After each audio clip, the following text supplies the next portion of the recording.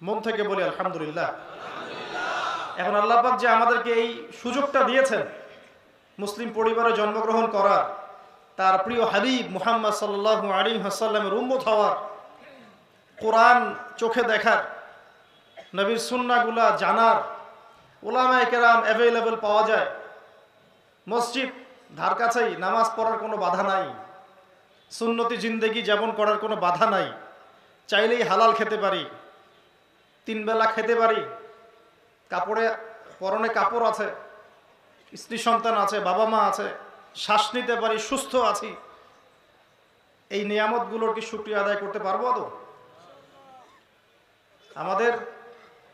আমাদের বাংলাদেশ বাদ দিয়ে অন্য অন্য কান্ট্রিগুলোর দিকে তাকিয়ে দেখেন, পাকিস্তানের দিকে তাকান, কাশ্মীরের দিকে তাকান, আরাকানের দিকে তাকান, চাইনিজ উইগুরদের দিকে তাকান, সিরিয়ার দিকে তাকান, ইয়েমেনের দিকে তাকান, আপনি প্যালেস্টাইনের দিকে তাকান, গাজার দিকে তাকান, চতুর্দিকে চোখ ফিরান বিশ্বের।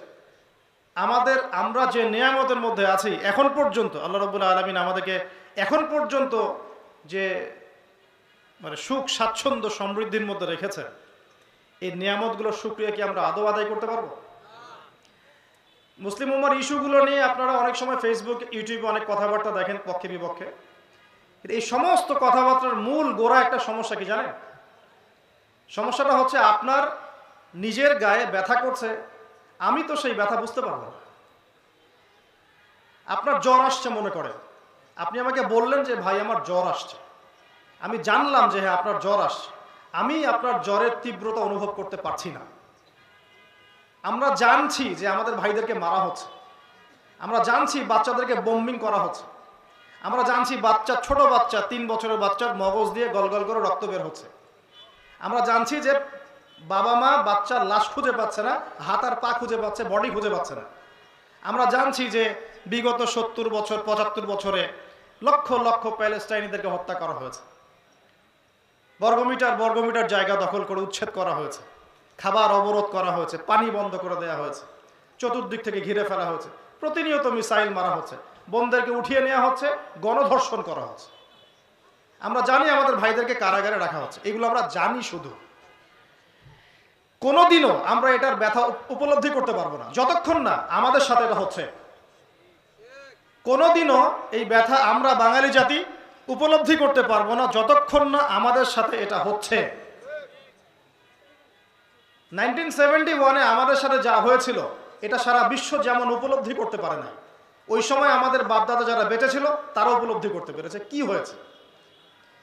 আমাদের চলমান সমস্ত আলোচনার মূল কেন্দ্র হচ্ছে আমরা দিল থেকে এটাকে উপলব্ধি করতে পারি না, এহসাস করতে পারি না।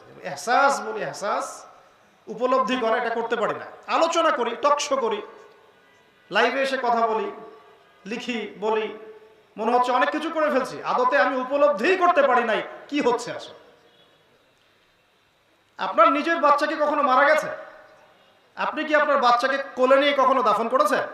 তাহলে ছোট বাচ্চা হারানোর বেদনা আপনি বুঝবেন কিভাবে? আপনি কি কখনো রিমান্ডে গিয়েছেন? লাশ ধোয়া চকিতে কখনো রাত কাটিয়েছেন? টর্চার্ড হয়েছেন? আপনি বুঝবেন কিভাবে যে আমাদের হামাসের ভাইরা ইসরায়েলি কারাগারে কিভাবে রাত কাটায়? আমরা বলতে পটু, লেখা বলা, আর মাশাআল্লাহ এই ইহুদি জায়নিস্টরা আমাদের হাতে ধরিয়ে দিয়েছে ফেসবুক, ইউটিউবের মতো প্ল্যাটফর্মগুলো। এখানে গরু, ছাগল, হাঁস, মুরগি সবাই লাইভে চলে আসে। ইস্যু বুঝুক আর না বুঝুক, এই বিষয়ে জ্ঞান থাক আর না থাক, জিওপলিটিক্স বুঝুক না বুঝুক, কি হচ্ছে না জানুক, লাইভে চলে আসলো, বলে দিল একটা কথা, কি ইরান কেন এটা করছে না, সৌদি কেন এটা করছে না, ওইখানে কেন এটা হয় না, এইখানে কেন এটা হয় না। সব পণ্ডিত দিয়ে ভর্তি, যত পণ্ডিত সব এই দেশেই। আদতে হালতটা কি, প্রেক্ষাপটটা কি, কেন হচ্ছে, কোত্থেকে শুরু হলো, এর শেষ কোথায় হবে, আদৌ কি শেষ হবে, আমাদের করণীয় কি, এগুলো আলোচনার বিষয় না? বাংলাদেশের প্রত্যেকটা মসজিদ থেকে যদি এই কথাগুলো উঠে আসতো, মিম্বর থেকে উঠে আসতো, মাহফিল থেকে উঠে আসতো, অ্যাটলিস্ট একটা প্রজন্ম জানতো যে কি হচ্ছে, কেন হচ্ছে, কি হবে সামনে, আমাদের করণীয় কি। তো এই সব কিছু মিলে আমি নিজেও খুব মানসিক দুশ্চিন্তা এবং কষ্টে থাকি। এজন্য হয়তো আমার কথায় অনেক সময় কিছু এগ্রেশন চলে আসছে, বাট আমি আপনাদের কাউকে হার্ট করতে চাচ্ছি না। শুধু আমি চেষ্টা করছি আমার জায়গা থেকে মূল বিষয়টাকে আপনাদের সামনে সংক্ষিপ্ত সময় তুলে ধরা। আল্লাহ পাক আমাকে তৌফিক দান করুন। গল্পর শুরুটা একটু দূর থেকে করতে হবে, মনোযোগ ধরে রাখতে হবে, মোবাইল ফোন বন্ধ করে রাখেন, মনোযোগ ধরে রাখেন, অল্প সময় মনোযোগের সাথে দিলের কান দিয়ে শোনার চেষ্টা করেন। আসলে মুসলিম উম্মার চলমান সংকটগুলো কি কি এবং এই সংকটগুলো থেকে উত্তরণের পথ কি কি। এখন সাম্প্রতিক সময়ের সবচেয়ে ইম্পর্টেন্ট যে ইস্যুটা চলছে, এই ইস্যুটা কেন, এর পিছনের কারণ কি, সামনে কি হতে পারে, আর আমরা কি করতে পারি, সর্বোচ্চ আমরা কি বা করতে পারি। আমি শুরু করার আগে বলে নেই, এই আলোচনাটা যদি আল্লাহ পাকের কাছে কবুল হয় ইনশাআল্লাহ সবার কাছে পৌঁছে যাবে। তবে এই আলোচনার যদি 100 ভাগ হকও আমি আদায় করার চেষ্টা করি, আমি 1% হকও আদায় করতে পারবো না। এই আলোচনার আমি 1% হকও আদায় করতে পারবো না। এবং যদি সবচেয়ে চমৎকার আলোচনাটাও হয়, তবুও এতে পুরো বৈশ্বিক প্রেক্ষাপটের মনে হয় না কোনো পরিবর্তন হবে। কিন্তু আমাদের বিষয়গুলো জানা দরকার, শুধু জানার স্বার্থে। যেমন আপনি জানেন যে আরাকানে একটা ঘটনা ঘটেছে, বর্বরোচিত হত্যাকাণ্ড, জেনেছেন, কিছু তো করতে পারেন না, অ্যাটলিস্ট মন থেকে তো ঘৃণা করতে পারবো নাকি? আমাদের ওঠা বসা চলাফেরা কার্যক্রম দেখে এখন মনে হচ্ছে মন থেকে ঘৃণা তো দূরের কথা, মানে এটা নিয়ে আলোচনা করতে পারলে আমাদের মনে হয় তৃপ্তিবোধ হচ্ছে। চা খাওয়াই যাচ্ছে না যতক্ষণ এই আলোচনাটা আমরা না করছি। তা আলোচনা করে আমরা ওই ভাইদের কি উপকার করতে পারবো? শুধু জানার স্বার্থে আমরা কিছু কথা বলছি। আল্লাহ পাক আমাদেরকে আলোচনার গভীরে বোঝার, ঢোকার তৌফিক দান করুন। একটু গতানুগতিকতার বাইরে হবে ইনশাআল্লাহ। আপনাদেরকে বাসায় কিছু পড়াশোনা করতে হবে, শুধুমাত্র পয়েন্টসগুলো আমি বলে দিব, আপনাকে বাসায় গিয়ে পড়াশোনা করে ঘাটাঘাটি করতে হবে আসলে বিষয়গুলো মেলে কিনা। ঠিক আছে? আল্লাহ পাক তৌফিক দান করুন। আমরা শুরু করতে চাই একজন নবী থেকে। আপনারা বলেন তো মুসলিম উম্মার জাতির পিতাকে কি নাম? আলহামদুলিল্লাহ। খুব সংক্ষিপ্ত করে বলছি, বিস্তারিত বলার সুযোগ নাই, সময় নেই। মুসলিম উম্মার জাতির পিতা ইব্রাহিম আলাইহিস সালাম। ইব্রাহিম আলাইহিস সালাম এমন একজন নবী যাকে এই বিশ্বের বড় বড় ধর্মের সবাই শ্রদ্ধা করে। মুসলিমরা আমরা জাতির পিতা হিসেবে তাকে মানি, খ্রিস্টানরাও তাকে শ্রদ্ধা করে, স্বীকার করে, ইহুদিরাও তাকে স্বীকার করে। বিশ্বের বড় বড় 3টা ধর্মের কথা বললাম, এই প্রত্যেকটা ধর্মগ্রন্থেই তার মানে ইব্রাহিম আলাইহিস সালামের অস্তিত্ব আছে। ইব্রাহিম আলাইহিস সালামের 2 ছেলে। কয় ছেলে? এক ছেলের নাম ইসমাঈল আলাইহিস সালাম, এক ছেলের নাম ইসহাক আলাইহিস সালাম। খেয়াল করে দেখেন, ইসমাঈল আলাইহিস সালামকে ইব্রাহিম আলাইহিস সালাম রেখে এসেছেন তার মায়ের সাথে মক্কায়। ঠিক আছে? তার মায়ের নাম কি বলেন? হাজেরা আলাইহিস সালাম। আচ্ছা, তাহলে হাজেরা আলাইহিস সালাম এবং ইসমাঈল আলাইহিস সালাম আছেন মক্কায়। এই মক্কায় আল্লাহ পাক একটা সভ্যতা গড়ে তুললেন, জামজাম কূপ হলো, সাফা মারওয়া সাই হলো, ইয়েমেন থেকে বনু জহরুম গোত্র আসলো, এই গোত্রের সাথে ইসমাঈল আলাইহিস সালাম বিয়ে হলো, আস্তে আস্তে তিনি আরবি ভাষাভাষী হলেন, আরবের ট্রাইব গড়ে উঠতে থাকলো। এখানেই কুরাইশ বংশ, এবং এই বংশেই বনু হাশিম একটা গোত্রের নাম।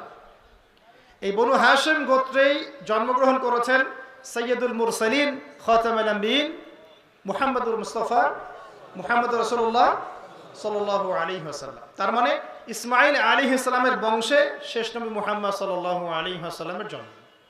আর আমরা হচ্ছি সেই নবীর উম্মাহ, সৌভাগ্যবান উম্মাহ। ঠিক আছে? এবং আমরা হলাম উম্মতে মুহাম্মাদি, এবং আমাদের পরিচয় আমরা মুসলিম। কোরআন আমাদের কিতাব, মক্কা কেবলা, তাই তো? বাইতুল্লাহ আমাদের কেবলা, আমাদের নবী একজন, কোরআন একজন, কেবলা একটা। এই হলো আমাদের হিস্ট্রি, খুব সংক্ষিপ্ত। আরেক ছেলের নাম বলেন? ইসহাক আলাইহিস সালাম। তো ইসহাক আলাইহিস সালাম তাকে রেখে আসা হয়েছে বা তিনি বসবাস করছেন কেনানে। কি নাম জায়গার? কেনান। তার মায়ের নাম সারা আলাইহিস সালাম। কি নাম? সারা আলাইহিস সালাম আর ইসহাক আলাইহিস সালাম কেনানে থাকেন। কেনানের আরেক নাম হলো শাম। কি নাম? শাম। এই শাম মানে শুধু সিরিয়া নয়, এই শাম মানে শুধু সিরিয়া নয়, শাম মানে প্যালেস্টাইন, সিরিয়া, এই লেবানন, জর্ডান, পুরো এই জায়গাটাকে শাম বলা হয়। কি বলা হয়? শাম। ওখানে থাকেন ইসহাক আলাইহিস সালাম। ঠিক আছে, ওখানে আরেকটা সভ্যতা গড়ে উঠতে থাকলো। এই দুইটা জায়গায় হচ্ছে বিশ্বের মধ্যে আল্লাহ পাকের কাছে একটা মনোনীত বরকতময় জায়গা। এমনকি আমাদের নবীর মেরাজ ইসরাও কিন্তু এখান থেকে হয়েছে, মক্কা থেকে গিয়ে ওই বাইতুল মাকদিস, সেখান থেকে একদম আল্লাহ পাকের আরশ পর্যন্ত। তো এই দুইটা জায়গার কথা আমরা কোরআনে পাই, হাদিসে পাই, যেটা সম্মানিত এবং বরকতময়। ঠিক আছে কথা। এখন ওই জায়গায় যে সভ্যতা গড়ে উঠতে থাকলো সেটা চলতে থাকলো ইসহাক আলাইহিস সালামের হাত ধরে। তার সন্তানের নাম হচ্ছে ইয়াকুব। কি নাম?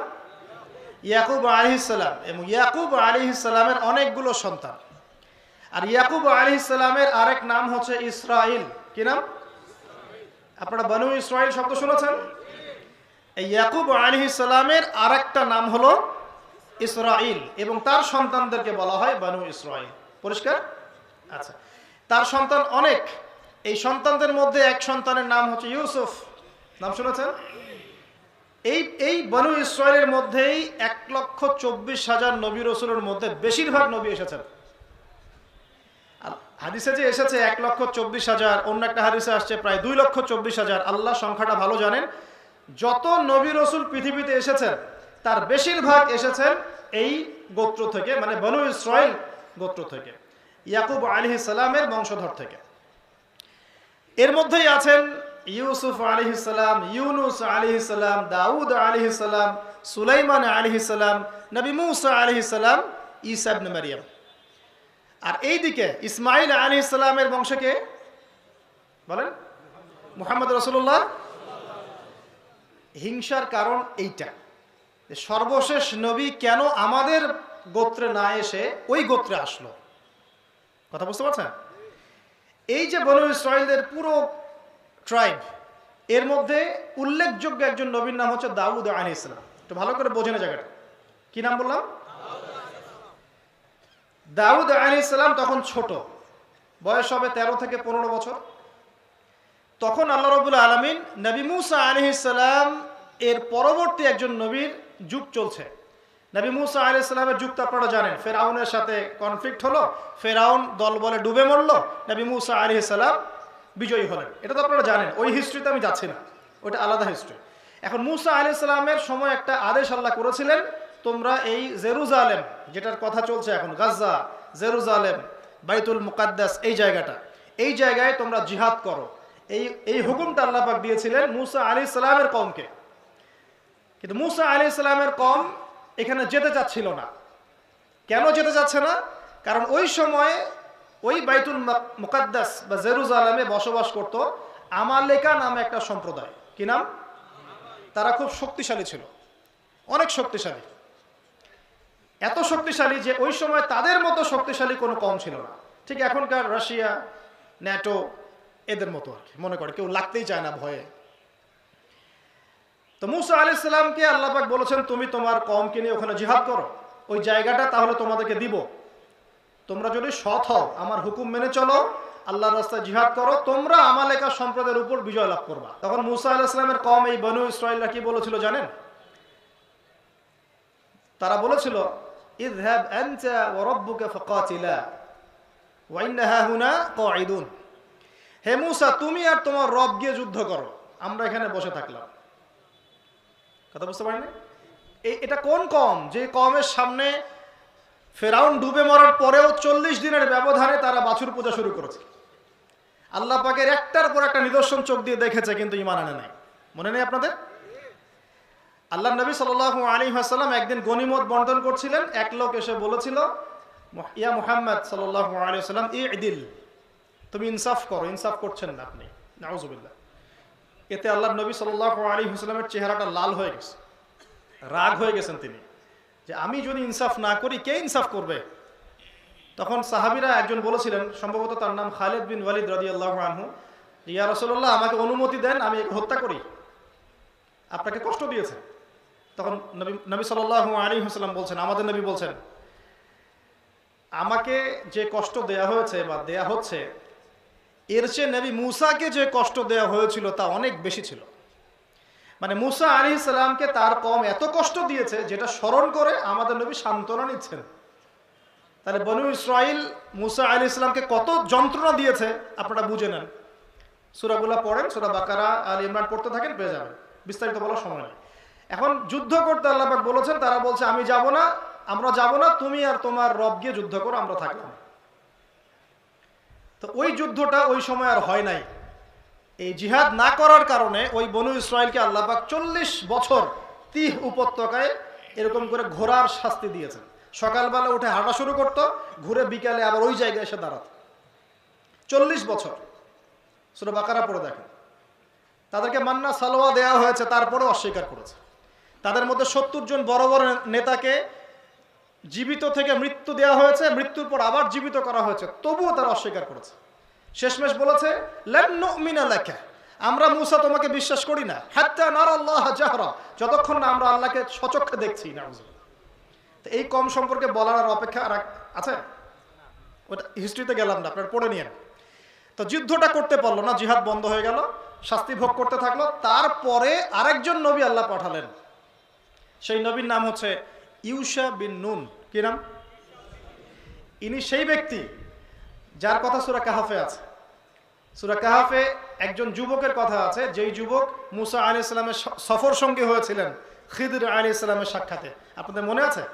আমি অনেকদিন আলোচনা করেছিলাম। এই সেই ব্যক্তি তখন ছোট ছিলেন, পরে নবী হয়েছে, ইউশা বিন নুন আলাইহিস সালাম।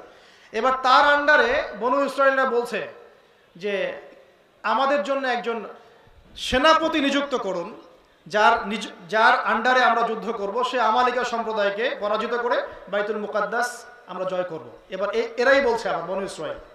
তো এবার ইউশা বিন নুন বলছেন যে যদি জিহাদ আর কিতাল ফরজ হয়ে যায় তোমরা আবার পালায় যাবে না তো? বুঝতে পারেন? হ্যাঁ, আল্লাহ পাক যদি আবার জিহাদ ফরজ করেন তোমরা আবার পালায় যাবে না তো? তো এরা বলছে আমরা পালাবো কেন? ওমা লানা আল্লা নুকাতিলা ফি সাবিলিল্লাহ ওয়া কাদ উখরিজনা মিন দিয়ারিনা ওয়া আবনাইনা, সূরা বাকারার মধ্যে আছে, পড়ে দেখেন। কেন আমরা পালাবো? আমরা অবশ্যই যুদ্ধ করব, তারা আমাদের সম্পদ কেড়ে নিয়েছে, আমাদের সন্তানদেরকে কেড়ে নিয়েছে, ইত্যাদি ইত্যাদি, এগুলো বলছে। তো ঠিক আছে, ফরজ হয়ে গেল। তো ফরজ যে হয়ে গেল, এবার একটা পরীক্ষা আল্লাহ নিলেন। ঠিক আছে, তোমরা সবাই পথ চলা শুরু করো, তবে তোমাদের মধ্যে একজনকে আমি সেনাপতি বানাবো। তো সেনাপতি আল্লাহ পাক এমন একজন আল্লাহর বান্দাকে বানালেন যার নাম হচ্ছে তালুত। কি নাম? তালুতের ফিজিক্যাল স্ট্রাকচার খুব শক্তিশালী ছিল। আল্লাহ পাক বলেছেন যে ওয়াজাদাহু বাসতাতান ফিল ইলমি ওয়াল জিসম। তালুতকে আল্লাহ পাক দুইটা গুণাবলী দিয়েছিলেন। একটা হচ্ছে ফিজিক্যালি অনেক স্ট্রং ছিল, আমাদের মতো না, আর আমাদের এই জেনারেশনের মতো না। হ্যাঁ, যাদেরকে এক রাউন্ড দৌড়াতে দিলেই শেষ। আর জ্ঞানেও সে অনেক পারদর্শী ছিল। দুটা কোয়ালিটি, একটা হচ্ছে ফিজিক্যালি স্ট্রং ছিল, জ্ঞানে অনেক পারদর্শী ছিল। তো তালুতকে যখন সেনাপতি মনোনীত করা হলো, এই লোকগুলো তখন ইউশা বিন নুনকে গিয়ে বলল, তালুত কিভাবে সেনাপতি হতে পারে? তার তো টাকা পয়সাই নাই, তার তো মর্যাদা নাই। এই যে আমাদের সমাজে সেনাপতি বা আমির হওয়ার মানদণ্ড কি? ক্ষমতার, টাকা পয়সা না? টাকা দেখে তো আপনি মসজিদের সভাপতি বানান।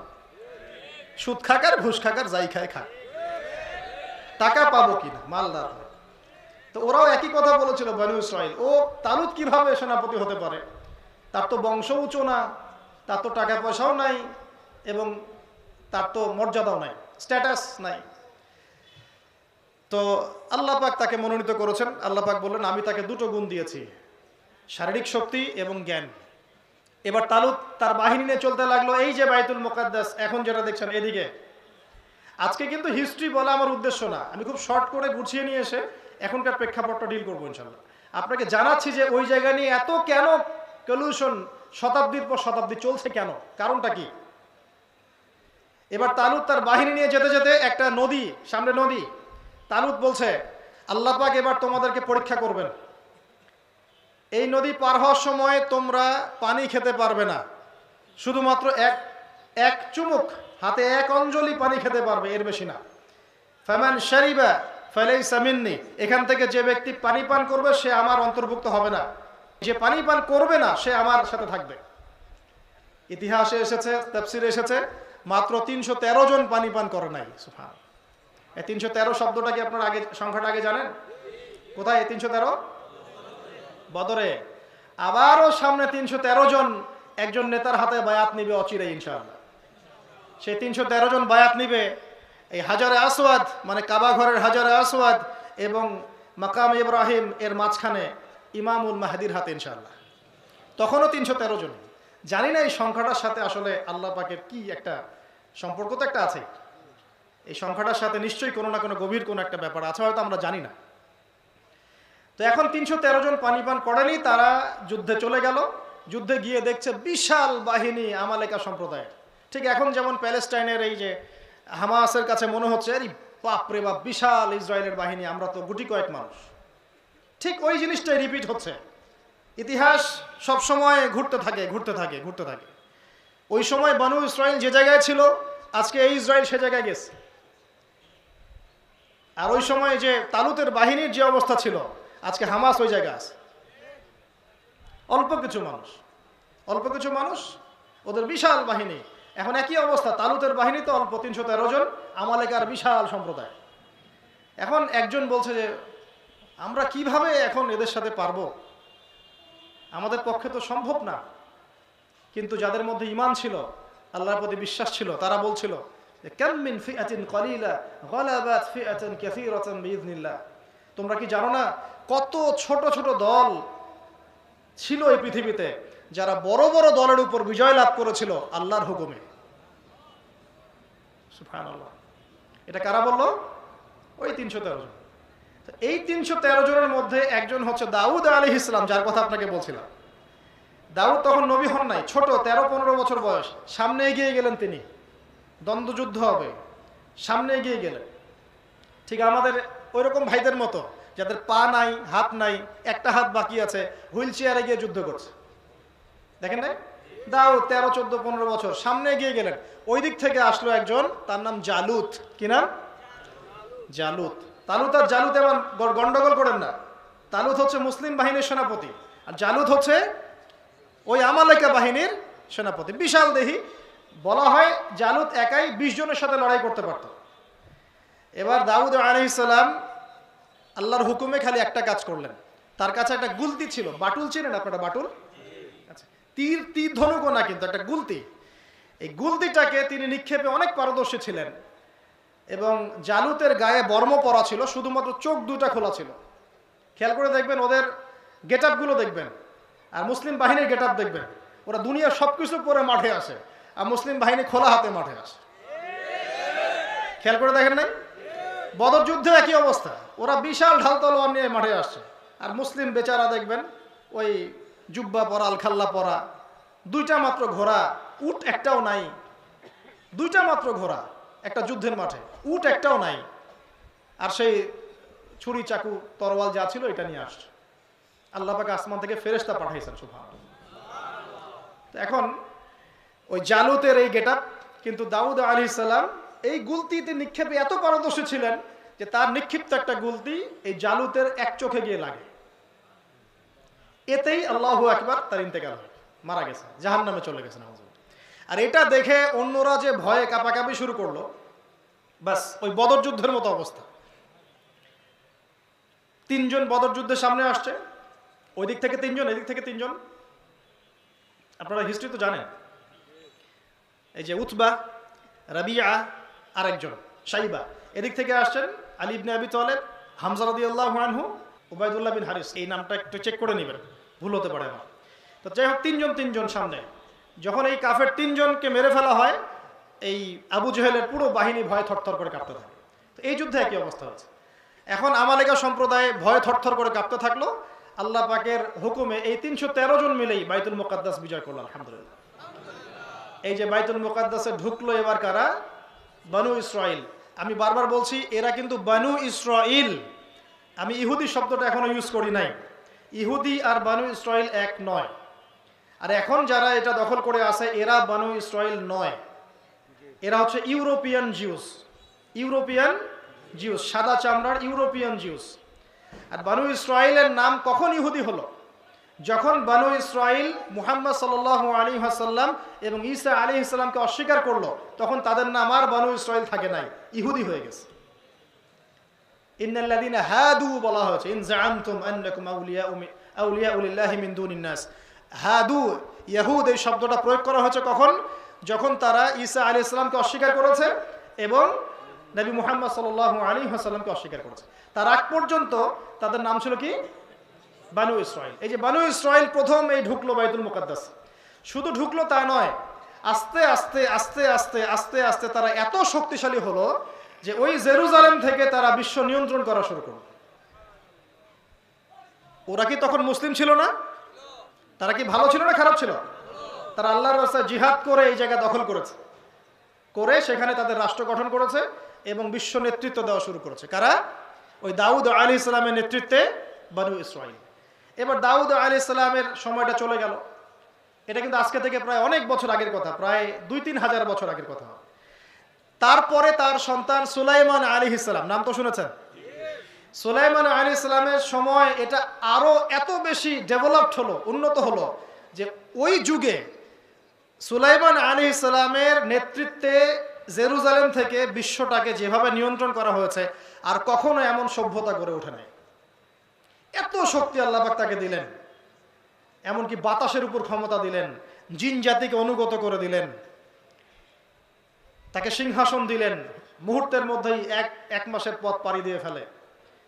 জিনরা ডুবুরির কাজ করে, সমুদ্র থেকে মণিমুক্ত উঠায় নিয়ে আসে। খবর পাওয়া গেল দূরে একটা রাজ্য আছে সাবার রানীর নাম যে বিলকিস, নাম শুনেছেন? ওরা সূর্যের উপাসনা করে। সুলাইমান আলাইহিস সালামের ক্ষমতা দেখেন, কেমন ক্ষমতা আল্লাহ দিয়েছেন। জিন সভা পরিষদের মধ্যে বলছেন যে বিলকিস, ওই সাবার রানীর সিংহাসনটা কে নিয়ে আসতে পারবে এখানে? একজন বলছে যে আপনি বসা থেকে ওঠা পর্যন্ত যে সময়, এর মধ্যেই সিংহাসন নিয়ে আসবো ইনশাআল্লাহ। ক্ষমতা কি বুঝতে পারছেন? এটা কি আমাদের ডেমোক্রেটিক কান্ট্রির কোনো গভর্নমেন্টের আছে? জাতিসংঘের আছে? ক্ষমতা কোন চূড়ান্ত একটা সভ্যতা ছিল চিন্তা করেন। আপনি বসা থেকে ওঠার আগেই ওই আপনার সামনে হাজির হবে সিংহাসন। তবুও তিনি বলছেন হবে না, এটা তো কিছুই হলো না, এটা চলবে না, তোমার এই খেদমতে চলবে না, আরো আরো ফাস্ট সার্ভিস দরকার আমার, আরো হাইপারসনিক টেকনোলজি দরকার আমার। তখন একজন বলছে, যার কাছে কিতাবের জ্ঞান ছিল, আপনি চোখের পলক ফেলে বন্ধ করে খুলতে যতক্ষণ লাগে এর মধ্যে নিয়ে আসবো ইনশাআল্লাহ। আমি কি বোঝাতে পারছি কোন লেভেলে ছিল ওই সভ্যতা? মুহূর্তের মধ্যে সাবার রানী বিলকিসের সিংহাসন সামনে। তো এমন ক্ষমতা আল্লাহ পাক তাকে দিয়েছিলেন যে পিঁপড়ার ভাষাও তিনি বুঝতে পারতেন। যাচ্ছেন অভিযানে, পিঁপড়ারা গল্প করতেছে, এই সবাই ঢোকো গর্তের মধ্যে, সুলাইমান আসলে তোমাদেরকে পিষে ফেলবে। তিনি শুনে মুচকি মুচকি হাসছেন। এই প্রযুক্তি কি এখনো পর্যন্ত আবিষ্কার করতে পেরেছে?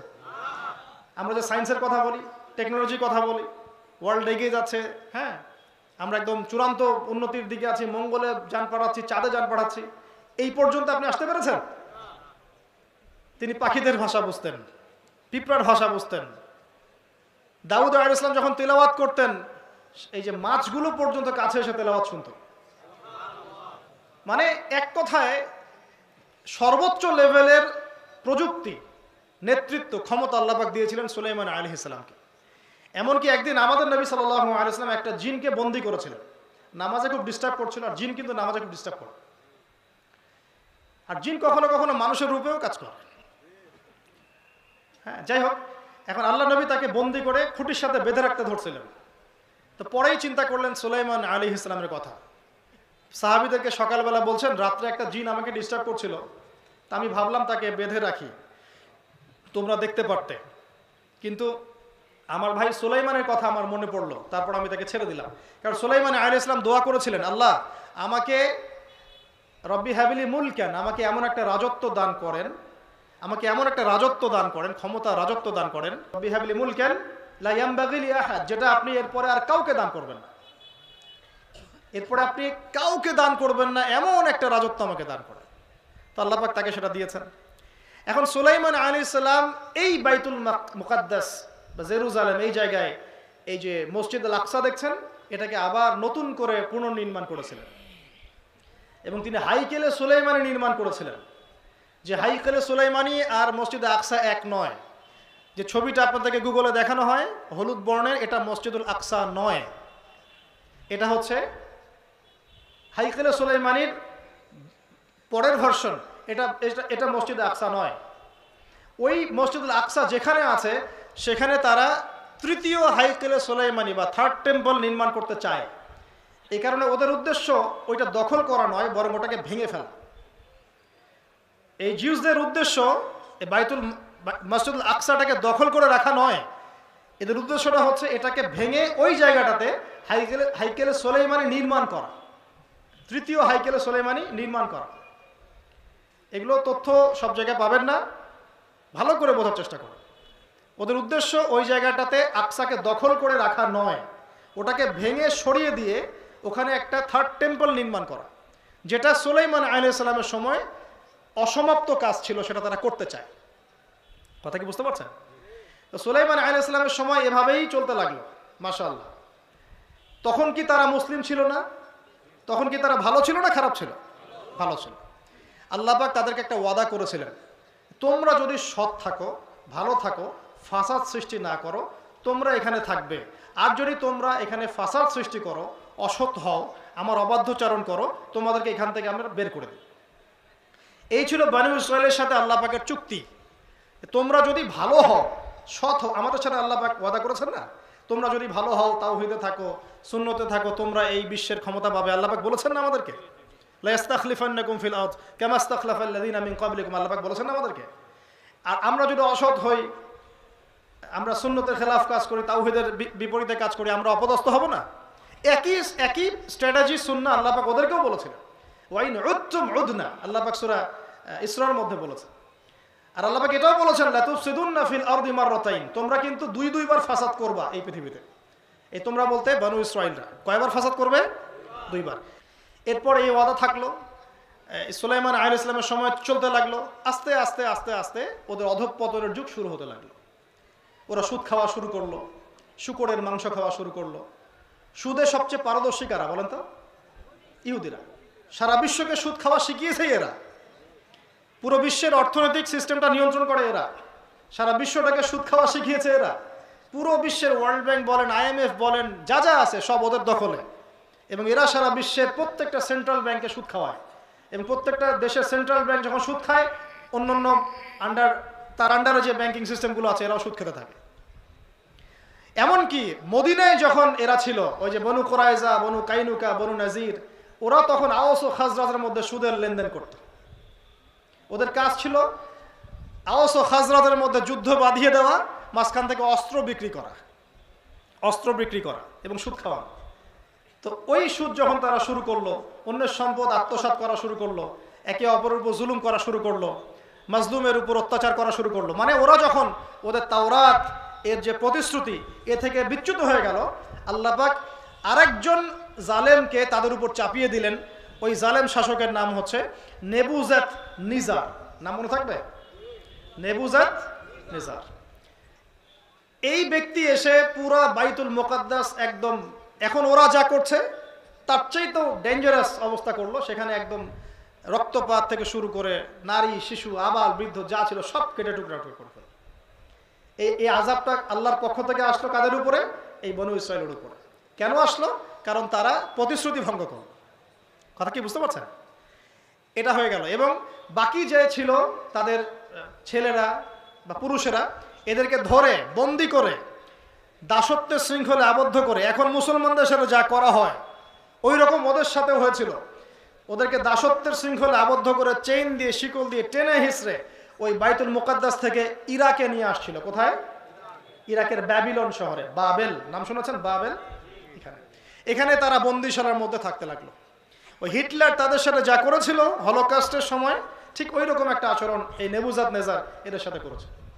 ওরা এখন দাসত্বে আছে। এরও আগে একটা কথা বলতে ভুলে গেছি, এরও আগে রোমানরাও ওদেরকে আক্রমণ করেছে। এর আগে আরো একবার রোমানরা ওদেরকে আক্রমণ করেছে। ওই সময় আল্লাহ পাক তাদেরকে বহিষ্কার করেছিলেন, আবার ওই জায়গাটা আল্লাহ পাক দিয়েছেন পরের পরীক্ষা নেওয়ার জন্য। দুইবার তারা ফাসাদ সৃষ্টি করে, আল্লাহ পাক বের করে দেন। এই পর্যন্ত বুঝেছেন কি? বুঝতে পারছেন এই পর্যন্ত? এবার আসেন, এই যে তারা এখন বন্দিত্বপূর্ণ জীবনে আছে। কোথায়? ইরাকের বাবেলে, কারাগারে, দাস। ওরা এখন দাস, স্লেভ। কাজ করলে খায়, কাজ না করলে খাইতে পারে না। ছিল কোথায়? সুলাইমান আলাইহিস সালামের যুগে রুলিং স্টেট, সারা ওয়ার্ল্ডকে রুল করতেছিল। ওরা সারা ওয়ার্ল্ডটাকে রুল করছিল, ওই জায়গা থেকে আসলো এখন কারাগারে। একদম এখন কারাগারে এরা চর্চা করে যে দেখো আমাদের এই দুরবস্থা চিরস্থায়ী হবে না। কেন চিরস্থায়ী হবে না? ওরা আলোচনা করে, কারণ ওদের মধ্যে পণ্ডিত আছে, আলেম আছে, পাদ্রী আছে না, অনেক আসমানি কিতাব ওদের কাছে আসছে না। ওরা আলোচনা করে, আমরা যেমন আলোচনা করি আমাদের মাহদি আসবে, দেখো এই দুর্যোগ দুর্ভোগ চিরদিন থাকবে না, ইনশাল্লাহ একজন মাহদি আসবেন, ইনশাল্লাহ ঈসা ইবনে মারিয়াম আবার আসবেন, ইনশাল্লাহ আবার ইসলামী খেলাফত বাস্তবায়িত হবে, আমরা বলি না? ওরা তখন কারাগারের জীবনে আলোচনা করে এগুলা, যে আমাদের এই দুরবস্থা থাকবে না, সব কেটে যাবে। কেন কেটে যাবে? তখন আলেমরা বলে, ওদের আলেমরা বলে, শোনো আমাদের যে তাওরাত এবং তালমুদ যে কিতাবগুলো আছে, এই কিতাবের মধ্যে লেখা আছে, কি লেখা আছে? যে আল্লাহ পাক আমাদের একজন ত্রাণকর্তা পাঠাবেন, যিনি যখন আসবেন, যিনি আসলে আমরা আবার ওই বাইতুল মুকাদ্দাস জেরুজালেম ফিরে পাবো এবং ওই জায়গা থেকে আমরা আবার বিশ্বটাকে শাসন করব। এই কথা কারা আলোচনা করে? এই যে ব্যাবিলনে বসে বসে বন্দিত্বপূর্ণ জীবন কাটাচ্ছে বনু ইসরাইল। এটা কিন্তু এখন আর বনু ইসরাইল নাই, ইহুদি হয়ে গেছে, কারণ তারা ঈসা আলাইহিস সালামকে অস্বীকার করেছে। ঠিক আছে? তো লোকজন বিশ্বাস করে না, তাই হবে? হ্যাঁ তাই হবে। ঠিক আছে, দেখা যাক কি হয়। তো এরা এখন বন্দিত্ব থেকে কোনো একভাবে মুক্তি পেল। মুক্তি পাওয়ার পরে এরা একটা জায়গায় থাকতে পারলো না, বিশ্বের বিভিন্ন জায়গায় ছড়িয়ে পড়লো এবং এদের একটা বড় গোষ্ঠী মদিনায় গিয়ে আশ্রয় নিল। কোথায় ভাই? মদিনায়। ইয়াসরিব, মদিনা তখনকার নাম কি? কেন আশ্রয় নিল মদিনায় সারা দুনিয়া থাকতে? কারণ তাদের কিতাবে লেখা ছিল যে শেষ জামানায় একজন নবী আসবেন, যেই নবীর প্রতি ঈমান আনলে পরে আবারও আমরা সমৃদ্ধির পথে ফিরবো ইনশাআল্লাহ। এটা একটা লেখা আছে ওদের কিতাবের মধ্যেই, এবং নবী সাল্লাল্লাহু আলাইহি ওয়াসাল্লামের নাম সেখানে মেনশন করা আছে, তার নাম আহমদ। কি নাম? আহমদ। তো এই জন্য এই আশায় তারা মদিনায় এসে বসে আছে। মদিনায় তাদের তিনটা গোত্র হয়ে গেল, একটা হলো বনু কোরাইজা, কি নাম? একটা হলো বনু কাইনুকা, একটা হলো বনু নাজির। আস্তে আস্তে এরা সমৃদ্ধ হতে লাগলো, অর্থনীতি সমৃদ্ধ করতে লাগলো, দুর্গ নির্মাণ করতে লাগলো, আওস ও খাজরাজের উপরে কন্ট্রোল পেয়ে বসলো। অপেক্ষায় আছে শেষ নবী কবে আসবে, এই অপেক্ষাতেও আছে। আরেকটা অপেক্ষায় আছে যে আমাদের একজন মসিহ আসবে, যেই মসিহ আসলে আমরা বিশ্বটাকে শাসন করব। দুটো অপেক্ষা। ঠিক আমরা যেমন অপেক্ষা করছি, দুটো অপেক্ষা। আমাদের একজন আমির আসবেন যার নাম মাহদি, আর একজন নবী আসবেন যিনি একজন শাসকের রোল প্লে করবেন যার নাম ঈসা ইবনে মারিয়াম। মিলতেছে কি বিষয়গুলো ভাই? বুঝতে কি পারতেছেন কিছু? আচ্ছা, অপেক্ষা চলছে। আল্লাহ পাক তাদের মাসিহকে পাঠালেন। আল্লাহ পাক তাদের মাসিহকে পাঠালেন, যেই মাসিহ এর আসল নাম হলো মাসিহ ঈসা ইবনে মারিয়াম। কি নাম? ঈসা ইবনে মারিয়াম। তাকে আমরা বলি না মাসিহ, মাসিহ ঈসা ইবনে মারিয়াম। কিন্তু এই ইহুদিরা সেই মাসিহকে চিনতে ভুল করলো এবং ইহুদিরাই তাদের মাসিহকেই জারজ সন্তান বলে গালি দিল। আপনারা জানেন না, ইহুদিরা ঈসা ইবনে মারিয়ামকে বলেছে তোমার মা ব্যভিচার করে আসছে, নাউজুবিল্লাহ।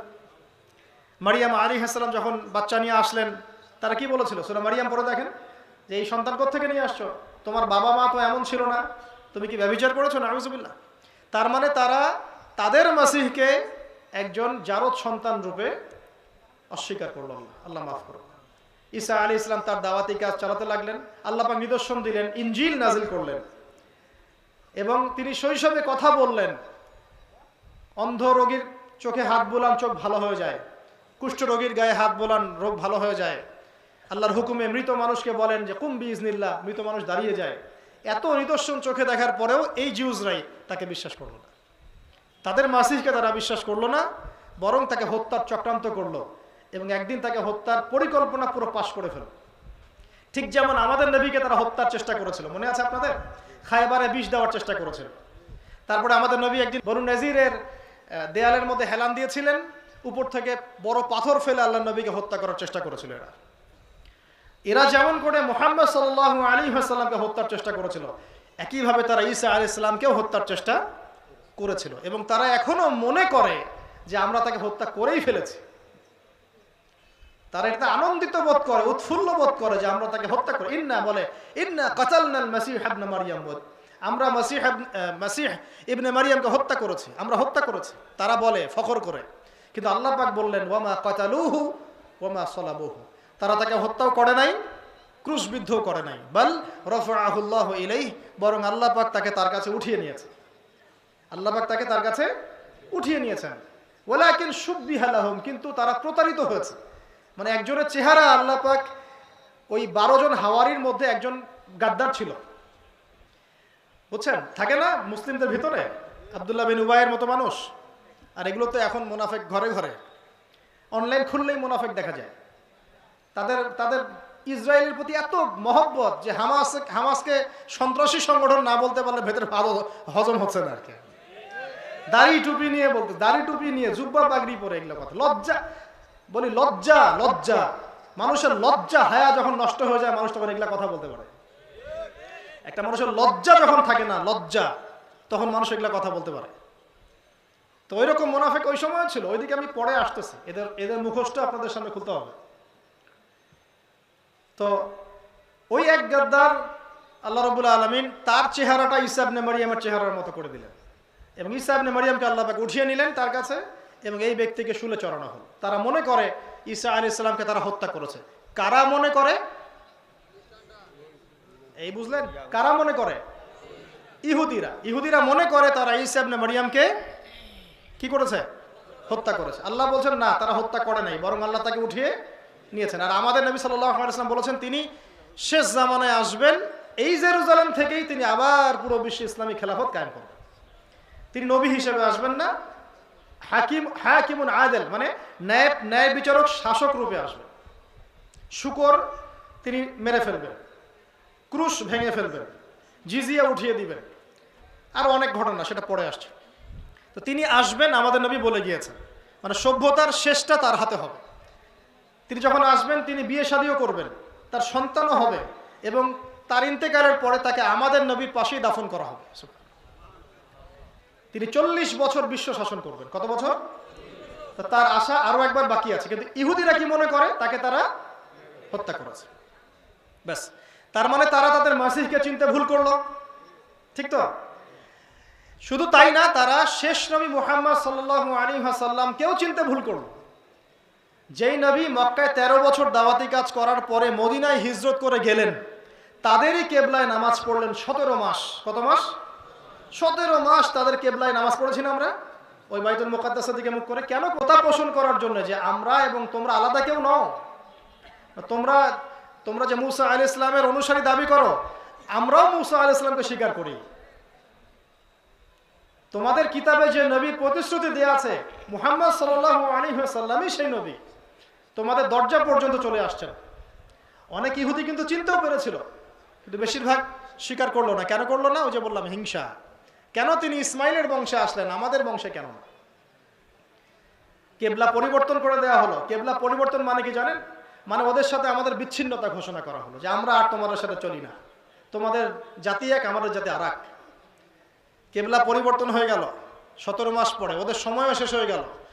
ওদেরকে আল্লাহ পাক সময় দিয়েছিলেন 17 মাস, যে তোমরা নবী সাল্লাল্লাহু আলাইহি ওয়াসাল্লামকে স্বীকার করে তার কাছে বায়াত নাও, মুসলিম হও, তখন তোমরা দ্বিগুণ নেকি পাইতা। তারা সেটা করলো না, বরং ইসলামের বিরুদ্ধে এমন কোনো ষড়যন্ত্র নাই যা তারা করলো না। একে একে বনু কাইনুকার সাথে যুদ্ধ হলো, আল্লাহ নবী জয়লাভ করলেন। ভালো করে শোনেন, যারা আরব মধ্যপ্রাচ্যে আরব কান্ট্রি যারা আছে, তাদের কাছে লেকচার যদি পৌঁছায়, ইংরেজিতে দিতে হবে লেকচারগুলো ইনশাল্লাহ। এই অংশগুলো ইনশাল্লাহ পরে চেষ্টা করব। নবী সাল্লাল্লাহু আলাইহি ওয়াসাল্লামের কেমন অনুসারী আমরা চিন্তা করেন। নবী সাল্লাল্লাহু আলাইহি ওয়াসাল্লাম মদিনায় ছিলেন মোটামুটি 10 বছর। এই 10 বছরে প্রথম ইহুদি গোত্র বনু কাইনুকা, তাদের সাথে আল্লাহর নবী সশস্ত্র যুদ্ধ করেছেন, করে তাদেরকে এই মদিনা থেকে বের করে দিয়েছেন। আমাদের নবীর সুন্নাহ এটা। আমরা কত উত্তম অনুসারী চিন্তা করেন। দ্বিতীয় একটা গোত্র ছিল বনু নাজির, তারা আল্লাহর নবীকে হত্যার চেষ্টা করেছিল, আল্লাহর নবী তাদেরকেও বের করে দিয়েছেন, সূরা হাশরের দলিল আছে। তৃতীয় একটা গোত্র ছিল বনু কুরাইজা, খন্দকের যুদ্ধে আমাদের সাথে প্রতারণা করেছিল, আল্লাহর নবী তাদেরকেও বের করে দিয়েছেন। একজনকে বাকি রাখেন নাই, একজনকেও না। আর বাকি যেগুলো ছিল তারা খায়বারে গিয়ে আশ্রয় নিয়েছিল। হুদাইবিয়ার সন্ধির পরে আলী রাদিয়াল্লাহু আনহুর হাতে এই খায়বার বিজয় লাভ করেছে। এত কিছু করার পরেও নবী সাল্লাল্লাহু আলাইহি ওয়াসাল্লাম ইন্তেকালের মাত্র কয়েকদিন আগে বলছেন যে আমার ইন্তেকালের পরে অবশিষ্ট যদি কোনো ইহুদি থেকে থাকে এই আরবের মধ্যে, সবগুলোকে ঘাট ধাক্কা দিয়ে বের করে দিবে। কে বলেছেন? আরবের নেতাদেরকে এগুলো বুঝাবে এখন কে বুঝাবে, কে জানাবে, কে শেখাবে? আর তাদের কিছু লেসপেন্সার বাংলার মাটিতে আছে, এই কথা বললেই বলবে খারেজি হয়ে গেছে। কি হয়ে গেছে? খারেজি হয়ে গেছে। সুবহানাল্লাহ। ওয়াল্লাহি আমরা খারেজি হই নাই, বাট তাল্লাহি আপনারা মুনাফিক হয়ে গেছে। ওয়াল্লাহি আমরা খারেজি হইনি, বাট তাল্লাহি আপনারা মুনাফিক হয়ে গেছে। এই বক্তব্যগুলো নিয়ে আর এই ঈমান আকীদা নিয়ে কবরে যায় না। আল্লাহর ওয়াস্তে দোহাই লাগে। যেই নবী সাল্লাল্লাহু আলাইহি ওয়াসাল্লাম নিজের জীবদ্দশায় চারবার ইহুদিদের সাথে যুদ্ধ করলেন, তাদেরকে বের করে দিলেন, ইন্তেকালের কয়েকদিন আগে বলছেন যে আমার ইন্তেকালের পরে বাকি যেগুলো আছে এগুলোকে তোমরা বের করে দিও। আর এটা বাস্তবায়ন করলেন কে? উমর ইবনুল খাত্তাব। একটা করে ধরে তাদেরকে এখান থেকে বের করে দেওয়া হয়েছে। এরপর তারা সারা দুনিয়া উদ্বাস্তুর মতো থাকতে লাগলো। এখানে 10 জন, ওখানে 20 জন, ওখানে 100 জন, ওখানে 100 জন। তাদের কোনো জায়গা ছিল না। এরা কারা? এরা কিন্তু আগে ছিল বনু ইসরাইল।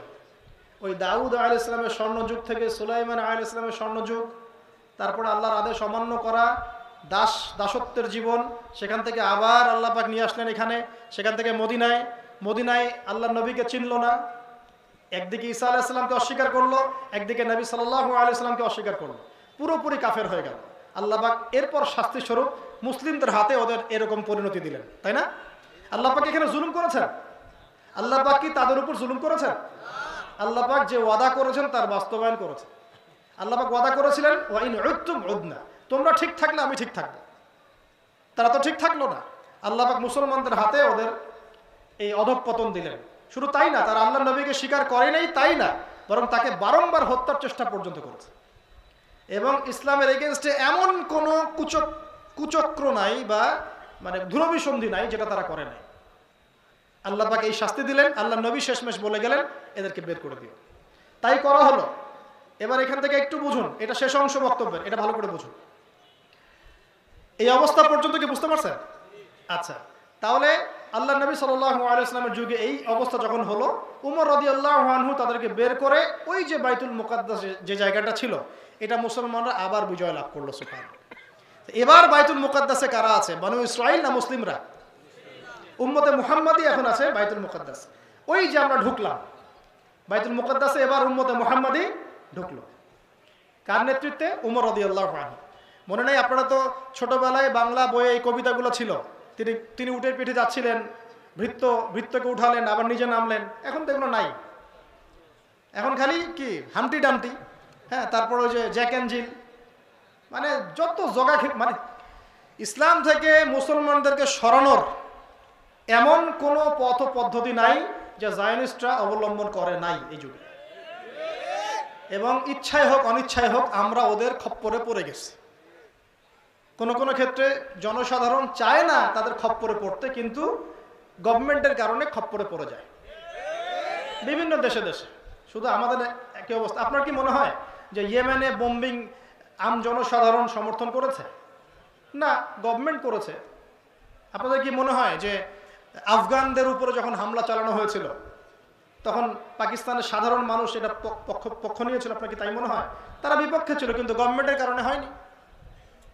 তো এখানে দুটো বিষয় থাকে, একটা হচ্ছে ইউনাইটেড নেশনসের আন্ডারে গভর্নমেন্টের একটা সিস্টেম থাকে, আর সাধারণ জনগণের আকীদা, বিশ্বাস, চিন্তা চেতনা একরকম থাকে। আমরা অনেক সময় সাধারণ মানুষের চিন্তার মূল্য দেই না। তাদের আবেগ, অনুভূতি, ইমোশন, তারা কি চায়, তাদের মত প্রকাশের স্বাধীনতা, এগুলো আমরা কেয়ার করি না। আমরা ওরা যা বলে তাই, শিক্ষা সিস্টেম থেকে শুরু করে এভরিথিং ওরা ভ্যাটো দেওয়া শুরু করতেছে, আমরাও সেটা মেনে নিচ্ছি। তবে এই সমস্যাগুলো কেটে যাবে ইনশাআল্লাহ। এখন বুঝুন কিভাবে কাটবে। তার আগে আপনাকে দেখাচ্ছিলাম যে আমরা প্রথম কখন ঢুকলাম তাহলে জেরুজালেমে ভাই? উমর রাদিয়াল্লাহু আনহুর। আচ্ছা, এখন ওই সময় কি আমরা রক্তপাত করে ঢুকেছিলাম? একজনকেও হত্যা করা হয়নি, একজনকেও না, বরং তারা সেখানেই ছিল, মানে ওই খ্রিস্টান যারা, তারা সেখানেই ছিল, তারা জিজিয়া দিত, আমাদের আন্ডারে তারা থাকতো। আর যারা স্বেচ্ছায় ইসলাম কবুল করতে চেয়েছে তারা করেছে, আলহামদুলিল্লাহ। কারো প্রতি এক জাররা পরিমাণ আর জুলুম করা হয়। তো এখন এই হলো জেরুজালেমের উমর রাদিয়াল্লাহু আনহুর সময়কার পরিণতি। এটা চলতে থাকলো। উমর রাদিয়াল্লাহু আনহুর যুগ শেষ, উসমান রাদিয়াল্লাহু আনহুর যুগ শেষ, আলী রাদিয়াল্লাহু আনহুর যুগ শেষ। এরপরে খোলাফায়ে রাশেদার প্রায় 30 বছর চলে গেল। তারপরে আসলো উমাইয়ারা। উমাইয়া মানে মুয়াবিয়া রাদিয়াল্লাহু আনহুর থেকে শুরু হয়েছে। উমাইয়াদের সময় প্রায় 97 বছর, প্রায় 97 বছর উমাইয়ারা এই বিশ্ব শাসন করলো। শুধু কি আরব শাসন করলো? না, একদম ওই পর্তুগাল থেকে নিয়ে চায়না পর্যন্ত, একদম ওই যে স্পেন পর্তুগাল দেখেন না ম্যাপে, ওই জায়গা থেকে নিয়ে চায়না পর্যন্ত, এদিকে আফ্রিকা থেকে নিয়ে ভারত, সব জায়গা মুসলমানদের দখলে চলে আসলো। মাশাআল্লাহ। জি, আমাদের কথাই বলছি, আমাদের বাপদাদারাই কাজ করেছেন, আমরাই সেই প্রজন্ম যাদের বাপদাদারাই কাজ করেছেন। পর্তুগাল থেকে নিয়ে চায়না পর্যন্ত, আফ্রিকা থেকে নিয়ে এই যে ভারত উপমহাদেশ পর্যন্ত, সিন্ধু পর্যন্ত সবই মুসলমানদের। জুলুম করা হয়নি কারো উপরে, সবাই যার যার ধর্ম পালন করত, কারোর প্রতি কোনো রকম জুলুম ছিল না। তারা জিজিয়া দিত, বরং একজন জিম্মি, একজন অমুসলিমকে যদি কেউ হত্যা করত, আমরা তার পক্ষ নিয়ে ওই কাতেলকে হত্যা করতাম। বিশ্ব ইনসাফ দেখেছিল, ন্যায় বিচার দেখেছে। ওই সময় জেরুজালেম কাদের ছিল তাহলে? ওই সময় জেরুজালেম কাদের ছিল? আমাদের, মুসলিমদের। এই উমাইয়াদের সময় এটা আমাদের ছিল। তারপরে আসলো আব্বাসীয়রা, খুব শর্ট করে বলতেছে, আপনারা পড়ে নিয়ে। এরপর আসলো আব্বাসীয়রা। আব্বাসীয়রা ক্ষমতায় ছিল প্রায় 500 বছর, এক্স্যাক্টলি সম্ভবত 533 কি 34 বছর হবে। এত দীর্ঘ সময় আব্বাসীয়রা বিশ্বকে শাসন করেছে। চিন্তা করতে পারেন, আমরা তো 5 বছরেই একদম হাঁপায় যাই, তাই না? 5 বছরে আমাদের মাথা খারাপ হয়ে যায়, কি হচ্ছে আর কি না হচ্ছে। 500 বছর, 550 বছরের মতো তারা বিশ্ব শাসন করল। আল্লাহ পাকের সুন্নত কি ছিল জানেন? যখন মুসলিম শাসকগণ ঈমান, আমল, আখলাক এগুলোর উপর মানে অটল ছিল, ততক্ষণ পর্যন্ত তাদের অধঃপতন হয় নাই। যখনই ঈমানে দুর্বলতা হয়েছে, আখলাক নষ্ট হয়ে গেছে, দুনিয়া নেশা পেয়ে বসছে, তখনই আল্লাহ পাক কাফের দ্বারা আমাদেরকে হারায় দিয়েছে। এটা আল্লাহ পাকের চিরায়ত সুন্নত। যে আল্লাহ পাক বনু ইসরাইলের মতো জাতিকে রুলিং স্টেট থেকে ব্যাবিলনে নিয়ে আসতে পারেন, আমাদেরকে পাপের শাস্তি আল্লাহ দিতে পারেন না? আমরা কি মনে করছি যে মুহাম্মদ সাল্লাল্লাহু আলাইহি ওয়াসাল্লাম উম্মত হয়েছি বলেই একদম আল্লাহ মাথায় নিয়ে আমাদেরকে ইয়া করবে? আমরা যদি ঠিকঠাক দায়িত্ব পালন না করি। আল্লাহ বলেছেন যে সূরা মুহাম্মাদে আছে, ইন তানসুরুল্লাহ ইয়ানসুরুকুম, তোমরা আল্লাহকে সাহায্য করো তাহলে আল্লাহ তোমাদেরকে সাহায্য করবে। ওয়া ইউসাব্বিত আকদামাকুম, তোমাদের পা আল্লাহ পাক সুদৃঢ় রাখবেন। আর যদি না করো, ওয়া ইন তাতাওয়াল্লাউ, যদি তোমরা পৃষ্ঠপ্রদর্শন করো, ইস্তাবদিল কওমান গায়রাকুম, অন্য কওমকে তোমাদের জায়গায় নিয়ে আসবো আমি। আমার তো কোনো পরোয়া নাই, পরোয়া আছে? আব্বাসীয়দের সময় জেরুজালেম আমাদের ছিল। তারপরে আসলো কারা? ফাতেমিরা। ফাতেমিরা মিশর কেন্দ্রিক শাসন চালাতো, ঠিক আছে? তারপরে অনেক বড় জায়গা তাদের ছিল। এদিকে আন্দালুসিয়া, ওইদিকেও মুসলিমদের একটা খেলাফত ছিল। এই দুই সময়ও জেরুজালেম আমাদের। তারপরে আসলো তুর্কিরা, এই যে তুর্কি, টার্কিশ দেখেন না, স্টার্ট করেছিল ওই যে উসমান। আপনারা যে অনলাইনে একটা ইয়া দেখেন না, যে কুরুলুস আর্তুগরুল উসমান, এই যে আর্তুগরুল ছিল উসমানের বাবা, তার ছেলে উসমান, তার হাতে উসমানীয় খেলাফতের সূচনা হয়।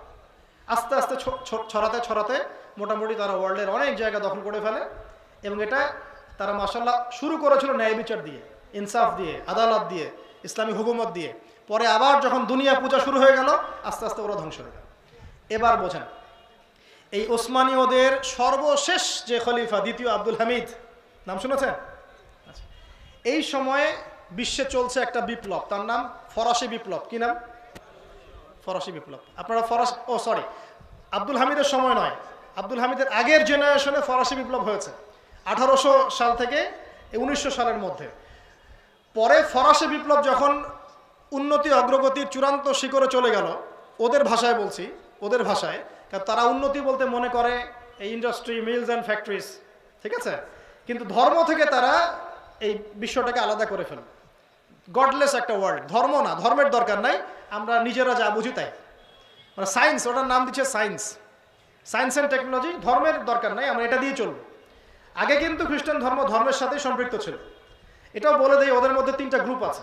একটা হচ্ছে প্রটেস্ট্যান্ট ভার্সন অফ খ্রিস্টানিজম, একটা হলো অর্থোডক্স খ্রিস্টান, একটা হচ্ছে ক্যাথলিক খ্রিস্টান, ঠিক আছে?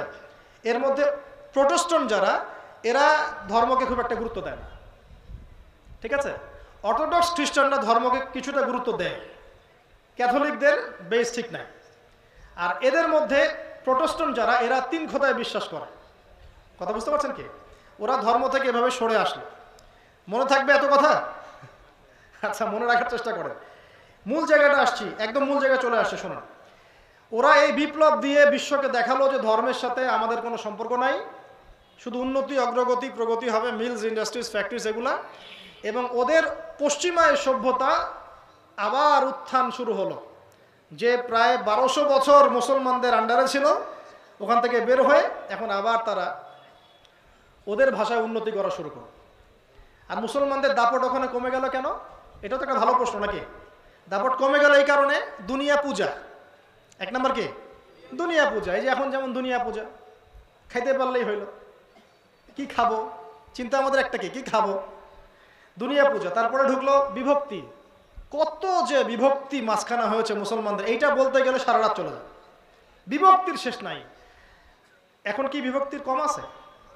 তাহলে ওই সময়কার পরিস্থিতি এখনকার পরিস্থিতির মধ্যে কি খুব একটা পার্থক্য দেখতে পাচ্ছেন আপনি? ওই সময়কার মুসলিমদের অধঃপতন হয়েছে এই যে দুনিয়া পূজা, এখনো তাই। ওই সময় হয়েছে বিভক্তির কারণে। এখন যে কোনো দলের নাম বলেন, তার মধ্যে 10টা দল বের করা যাবে, যে কোনো ফেরকা। এমনকি যারা বাংলাদেশে বলেছিল আমরা কোনো দলে নাই, আমরা হচ্ছে একদম চূড়ান্ত সহি, ওর মধ্যে দেখবেন 10টা দল হয়ে গেছে। দলাদলি ঘাট কমতি আছে আমাদের। আরেকটা ছিল অভ্যন্তরীণ মুনাফিকদের তৎপরতা। মুনাফিকরা অভ্যন্তরীণ ভাবে দুনিয়ার স্বার্থে ক্ষমতার জন্য অনেক কিছু করেছিল, এতে করে গাদ্দারি হয়েছে। আপনারা তো পলাশির যুদ্ধের ঘটনা জানেন না? এটা নতুন গাদ্দারি নয়, এমন গাদ্দারি বহু হয়েছে বাংলাদেশ ইতিহাসে, মুসলিমদের ইতিহাসে।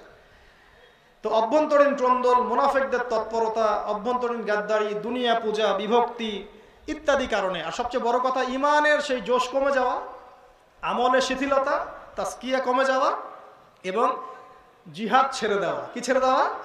জিহাদ ছেড়ে দেওয়া। এটা অন্যতম কারণ। মানে পেয়ে গেছি ল্যান্ড, আমার আর কিছু দরকার নাই। মানে আপনি একটা দেশ পেয়েছেন মনে করেন, এই দেশের প্রতিরক্ষার দরকার নাই, প্রতিরক্ষা বাহিনীর দরকার নাই, তাদেরকে ট্রেনিং দেওয়ার দরকার নাই, অস্ত্রশস্ত্র মজুত করার দরকার নাই। যদি আমি এগুলো না করি, কাল তো এই দেশ অন্য কেউ নিয়ে চলে যাবে। এটাই ইসলামের জিহাদ, ইসলামী রাষ্ট্রের স্থিতিশীলতা রক্ষা করার প্রচেষ্টা। এটা যখন মুসলমানরা একসময় ছেড়ে দেওয়া শুরু করলো, ব্যাস তখন কাফেররা হামলা করা শুরু করলো। একটা দুইটা না, দফায় দফায় ক্রুসেড যুদ্ধ হয়েছে, দফায় দফায় দফায় দফায়, প্রতি শতাব্দীতে ক্রুসেড, খালি ক্রুসেড। এক একটা ক্রুসেডে কত লক্ষ লক্ষ মুসলমানকে মারা হয়েছে ঠিক নাই? এমনকি যে বুশ ছিল না, বুশ, সেও আফগান আক্রমণ করার সময় বলছিল যে আমরা নতুন ক্রুসেডের জন্ম দিলাম।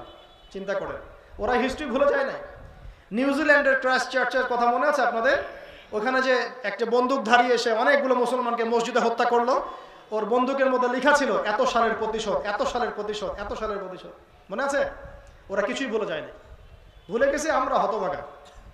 এই ক্রুসেড একটার পর একটা ঘটনা চলতে থাকলো, একটার পর একটা ক্রুসেড, লক্ষ লক্ষ মানুষ মরতে লাগলো, শতাব্দীর পর শতাব্দী চলতে লাগলো।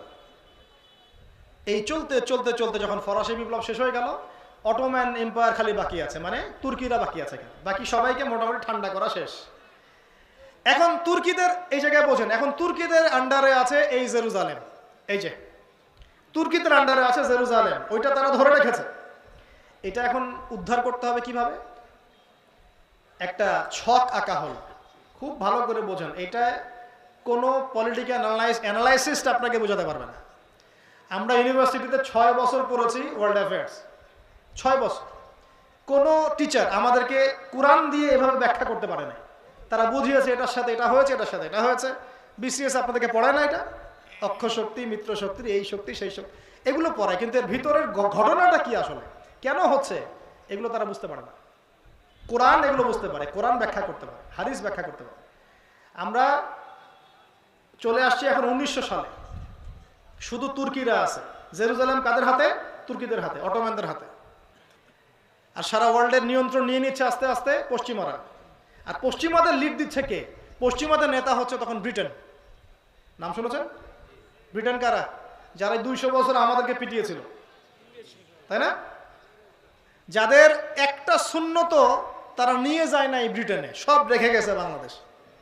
ওরা চলে গেছে, যে কোনো জায়গা দখল করেছে, ওই জায়গায় আবার ছেড়ে দিয়ে চলেও গেছে। ঠিক আছে, কলোনাইজড করতো সারা ওয়ার্ল্ডকে, ওই জায়গায় ছেড়ে দিয়ে চলেও যেত। বাংলাদেশ ছেড়ে চলে গেছে, ভারত ছেড়ে চলে গেছে, সিন্ধু পাকিস্তান সব ছেড়ে চলে গেছে, কিন্তু ওদের কোনো সুন্নত নিয়ে যায় না, সব রেখে গেছে। এমনকি বাথরুমের কমোডের সুন্নত পর্যন্ত দিয়ে গেছে। সব বসে বসে এখন হাই কমোডে পায়খানা করো, সবাই টাই পরো, শার্ট পরো, প্যান্ট পরো, মেসওয়াক ছাড়ো, পেস্ট ইউজ করো, কোটটাই পরো, ব্যাংকিং সিস্টেম রেখে গেছে। এমনকি অফিস আদালত যা চলছে সব ব্রিটিশ লয় চলছে, সব ব্রিটিশ লয়, সব কিছু। এমনকি একজন জজের পোশাক পর্যন্ত ওখানে গিয়ে বলো ইওর অনার, মাই ম্যাজিস্ট্রি, সব কিছু ওদের। তাহলে আসলে কি আমরা স্বাধীনতা অর্জন করতে পেরেছি ব্রিটিশদের থেকে? ওই ব্রিটেন নেতৃত্ব দিল সারা বিশ্বটাকে এইভাবে। এবার ব্রিটেনের উদ্দেশ্যটা কিন্তু সারা বিশ্বকে নেতৃত্ব দিয়ে হাত পা গুটিয়ে বসে থাকা না। ব্রিটেনের একটা গভীর উদ্দেশ্য ছিল। কি উদ্দেশ্য? এই ব্রিটেনের সাথে জোট গঠন করেছিল একটা দল। এই দলটার নাম হচ্ছে জায়নিস্ট। কি নাম? এই শব্দটাকে আপনারা, এই জায়ন শব্দটাও কোত্থেকে আসছে এটাও জানতে হবে আপনাদেরকে। ওই যে হাইকেলে সুলাইমানির কথা বললাম না, ওই হাইকেলে সুলাইমানি যে পাহাড়ে ছিল, ওই পাহাড়টার নাম ছিল জায়ন। ওখান থেকে তারা একটা নতুন শব্দ নিল, জায়নিজম। জায়নিজম বা জায়নিস্ট মতবাদ, কিছু মানুষ মিলে এটাকে ফর্ম করলো। আর জায়নিস্ট কারা? যারা প্রচন্ড ধনী, সারা ওয়ার্ল্ডে প্রচন্ড ধনী, প্রচন্ড ধূর্ত, সব নিয়ন্ত্রণ তাদের হাতে, সারা ওয়ার্ল্ডকে নাচায় আঙ্গুলের মাথায়, এরা যায়। কিভাবে এরা এত শক্তিশালী হলো? সোনা বিক্রি করে। কি দিয়ে? আফ্রিকা থেকে সোনা উঠায় সারা ওয়ার্ল্ডকে দিত। এখন ওদের দরকার, ওদের উদ্দেশ্যটা কি? ওদের উদ্দেশ্য হচ্ছে বাইতুল মুকাদ্দাসটা আবার পাওয়া। কিন্তু কারা জায়নবাদীতে যোগ দিল এটা আপনাকে কোরআন ব্যাখ্যা করবে, আর কেউ ব্যাখ্যা করতে পারবে না। কোনো পলিটিক্যাল অ্যানালাইসিস এটা আপনাকে ব্যাখ্যা করতে পারবে না। আপনাদেরকে আমি বলছি, সূরা মাইদার 51 নম্বর আয়াতে এর দলিল আছে। সূরা মাইদার 51 নম্বর আয়াত আল্লাহ পাক বলছেন, আয়াতটা খুব ভালো করে শুনেন। বা'দা আউযু বিল্লাহি মিনাশ শাইতানির রাজীম। ইয়া আইয়ুহাল্লাযীনা আমানু, হে মুমিন মুসলিমরা শোনো, হে মুমিনরা তোমরা শুনো। লা তাত্তাখিযুল ইয়াহুদা ওয়ান নাসারা আউলিয়া, তোমরা ইহুদি এবং নাসারাদেরকে বন্ধুরূপে গ্রহণ করো না। উস্তাদ, আমি কি অনুবাদে কোনো ত্রুটি করলাম? আপনাদের শায়েখ, অনলাইন শায়েখদেরকে বলেন যে এর অনুবাদ কি হবে। ব্যাখ্যা করতে চায় তারা বিভিন্নভাবে। আপনারা কোরআনকে ঘুরাই ফিরে ব্যাখ্যা করতে যায় না। লা তাস্তাতি, আপনি এটা করতে পারবেন না। লা তাত্তাখিযুল ইয়াহুদা ওয়ান নাসারা আউলিয়া, তোমরা ইহুদি এবং নাসারাদেরকে বন্ধুরূপে গ্রহণ করো না। সিম্পল। কে বলেন এই কথা? তো এই আয়াতের উপর আল্লাহর নবী আমল করেন নাই, সাহাবীরা আমল করেন নাই। এখন নবী এবং সাহাবীদের যুগে আপনি দেখান যে আল্লাহর নবী ইহুদিদের সাথে মিত্রতা করেছে। নবী এবং সাহাবীদের যুগে দেখান যে আল্লাহর নবী খ্রিস্টানদের সাথে বন্ধুত্ব করেছে। নবী এবং সাহাবীদের যুগে তাদের সাথে দফায় দফায় যুদ্ধ হয়েছে। কেউ কি তাদের সাথে আতাত করার চেষ্টা করেছিল? এখন আরবের মোরলদেরকে এই আয়াত কে বুঝাবে? এখন কোন ইহুদি কোন খ্রিস্টানদের সাথে বন্ধুত্ব করো না? সবাইকে কি আল্লাহ পাক আমভাবে বলছেন? উত্তরটা না, সবাইকে আমভাবে বলছেন না। কারণ ইহুদি এবং খ্রিস্টানদের মধ্যেও অনেক ভালো মানুষ আছে।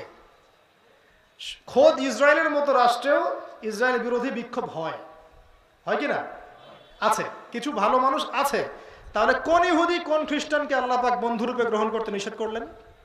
এই আয়াতের পরের অংশে আল্লাহ বলছেন, বা'দুহুম আউলিয়াউ বা'দ, এরা একে অপরের বন্ধু। এখন ইহুদি খ্রিস্টানদের মধ্যে সবাই কি একে অপরের বন্ধু? উত্তর না। ইহুদি জাতি এবং খ্রিস্টান জাতির মধ্যে সবাই একে অপরের বন্ধু না। এদের মধ্যে কিছু কিছু মানুষ একে অপরের বন্ধু। আপনি দেখবেন ইসরায়েলের বন্ধু ব্রিটেন, ইসরায়েলের বন্ধু আমেরিকা। ইসরায়েল যতই নির্যাতন করুক না কেন, সুন্দর করে আমেরিকা এসে বলবে যে আমি ওর পাশে আছি। বলবে না যে আমি তার পাশে আছি? সে তার সার্বভৌমত্ব রক্ষার অধিকার নিশ্চিত করবে, সন্ত্রাসীদেরকে দমন করা হবে, আমরা তার পাশে আছি, রণতরী পাঠাই দিবে। তাহলে কে কার বন্ধু বুঝতে আপনার কি বাকি থাকে? এরপরেও যদি আপনি না বুঝেন তাহলে তো আপনি দাজ্জালের মধ্যে এক চোখ কানা। দাজ্জালের এক চোখ কানা মানে আমার কাছে মনে হয় তার অন্তরটাও কানা, নিশ্চয়ই কলবটাও কানা, নাহলে তো দেখতে পারার কথা। তো এখানে দেখেন ইসরায়েলের বন্ধু ব্রিটেন, ওর বন্ধু আমেরিকা, তার সাথে কারা কারা যোগ দিয়েছে? ফ্রান্স, আর কারা যোগ দিয়েছে? ইতালি, আমাদের জনৈক প্রতিবেশীও আছে, ঠিক আছে। তারপরে ওই যে জেলেনস্কির দেশটার নাম কি? ইউক্রেন, সবাই। কিন্তু রাশিয়া কি ইসরায়েলের সাথে যোগ দিয়েছে? রাশিয়া তো খ্রিস্টান কান্ট্রি, ও তো নাসারা খ্রিস্টান, তাহলে ও কেন ইসরায়েলকে সমর্থন করলো না? তার মানে কোরআন আপনাকে ব্যাখ্যা করছে যে সব ইহুদি সব খ্রিস্টান একে অপরের বন্ধু নয়। ইহুদি এবং খ্রিস্টানদের মধ্যে একটা দল আছে যারা একে অপরের বন্ধু, এদেরকে আমরা জায়নিস্ট বলি। তাহলে রাশিয়া জায়নিস্টের মধ্যে পড়ছে না, বরং সে ফিলিস্তিনকে সাপোর্ট করছে কিনা? কোনো ক্ষেত্রে চায়নার মতো কান্ট্রিও ফিলিস্তিনকে সমর্থন করছে কিনা? এখন আসেন, আলহামদুলিল্লাহ, এখানে আমরা সৌভাগ্যবান বা আমরা শুকরিয়া আদায় করি যে আমাদের দেশ পররাষ্ট্র মন্ত্রণালয় থেকে বিবৃতি দিয়ে ফিলিস্তিনের পাশে আছে, আলহামদুলিল্লাহ। অ্যাটলিস্ট আমরা আমাদের বাহ্যিক হোক আর অভ্যন্তরীণ হোক ইমানের পরিচয়টুকু দিয়েছি। কিন্তু দুঃখ লেগেছে একটা জিনিস দেখে, এটার জন্য আপনাদেরকে আল্লাহর কাছে জবাব দিতে হবে। এদিকে এই বিবৃতিও দিয়েছেন, আবার এদিকে কালকে দেখলাম যে সেনাবাহিনী নৌবাহিনীকে পাঠিয়েছেন ওই লেবানন সীমান্তে, যাতে হামাস এবং ওই ওর নাম কি হিজবুল্লাহ যেন কোনো অস্ত্র না পায়। তাহলে আসলে আপনি কার পক্ষ নিচ্ছেন? তো আর কেউ বলুক না বলুক, আমি আপনাদেরকে বলবো যে আল্লাহর কাছে কিন্তু আপনাদেরকে জবাব দিতে হবে। আর আপনি আমার কথা রাগ করেন না, আর আমার উপর তেড়ে আসেন না। আর আমি আপনার শুভাকাঙ্ক্ষী, আমি আপনার শত্রু না।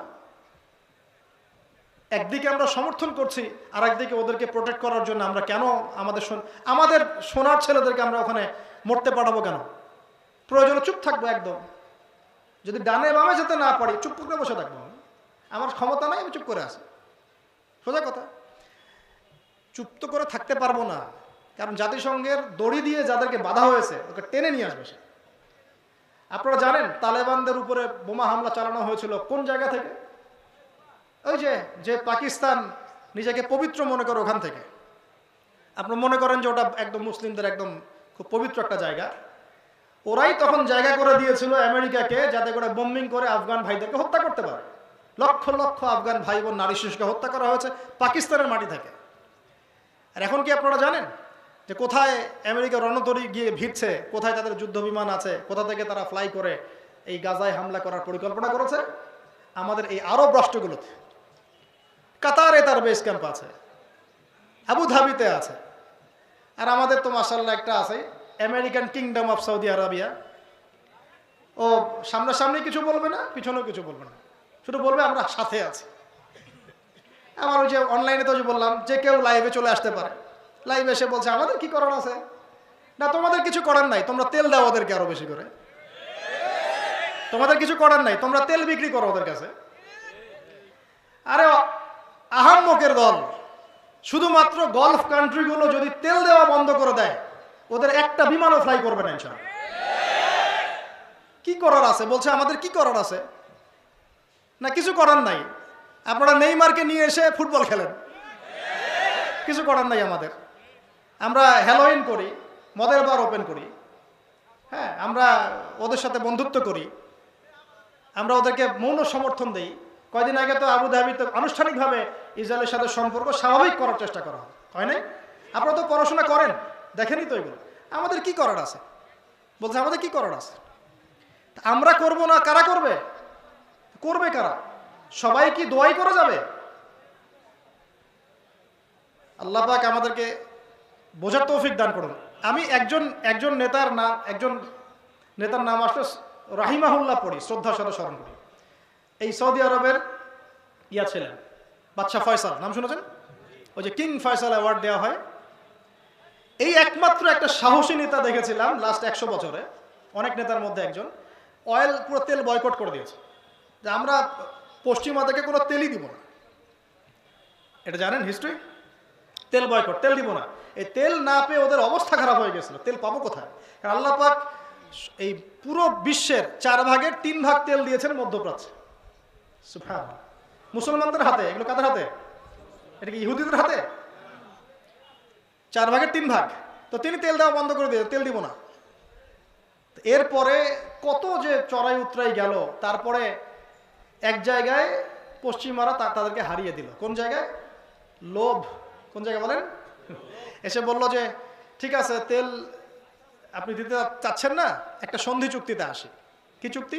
যে আমরা অন্য কোনো কারেন্সিতে তেল কিনবো না, শুধু ডলারে কিনবো, আর শুধু আপনার কাছ থেকে কিনবো। আপনি এবং আপনার অনুসারী যে কয়েকটা কান্ট্রি আছে তাদের কাছ থেকে আমরা তেল নিব, বাইরের কারো কাছে আমরা তেল নিব না। তাহলে আপনাদের বাণিজ্য অনেক সমৃদ্ধ হবে।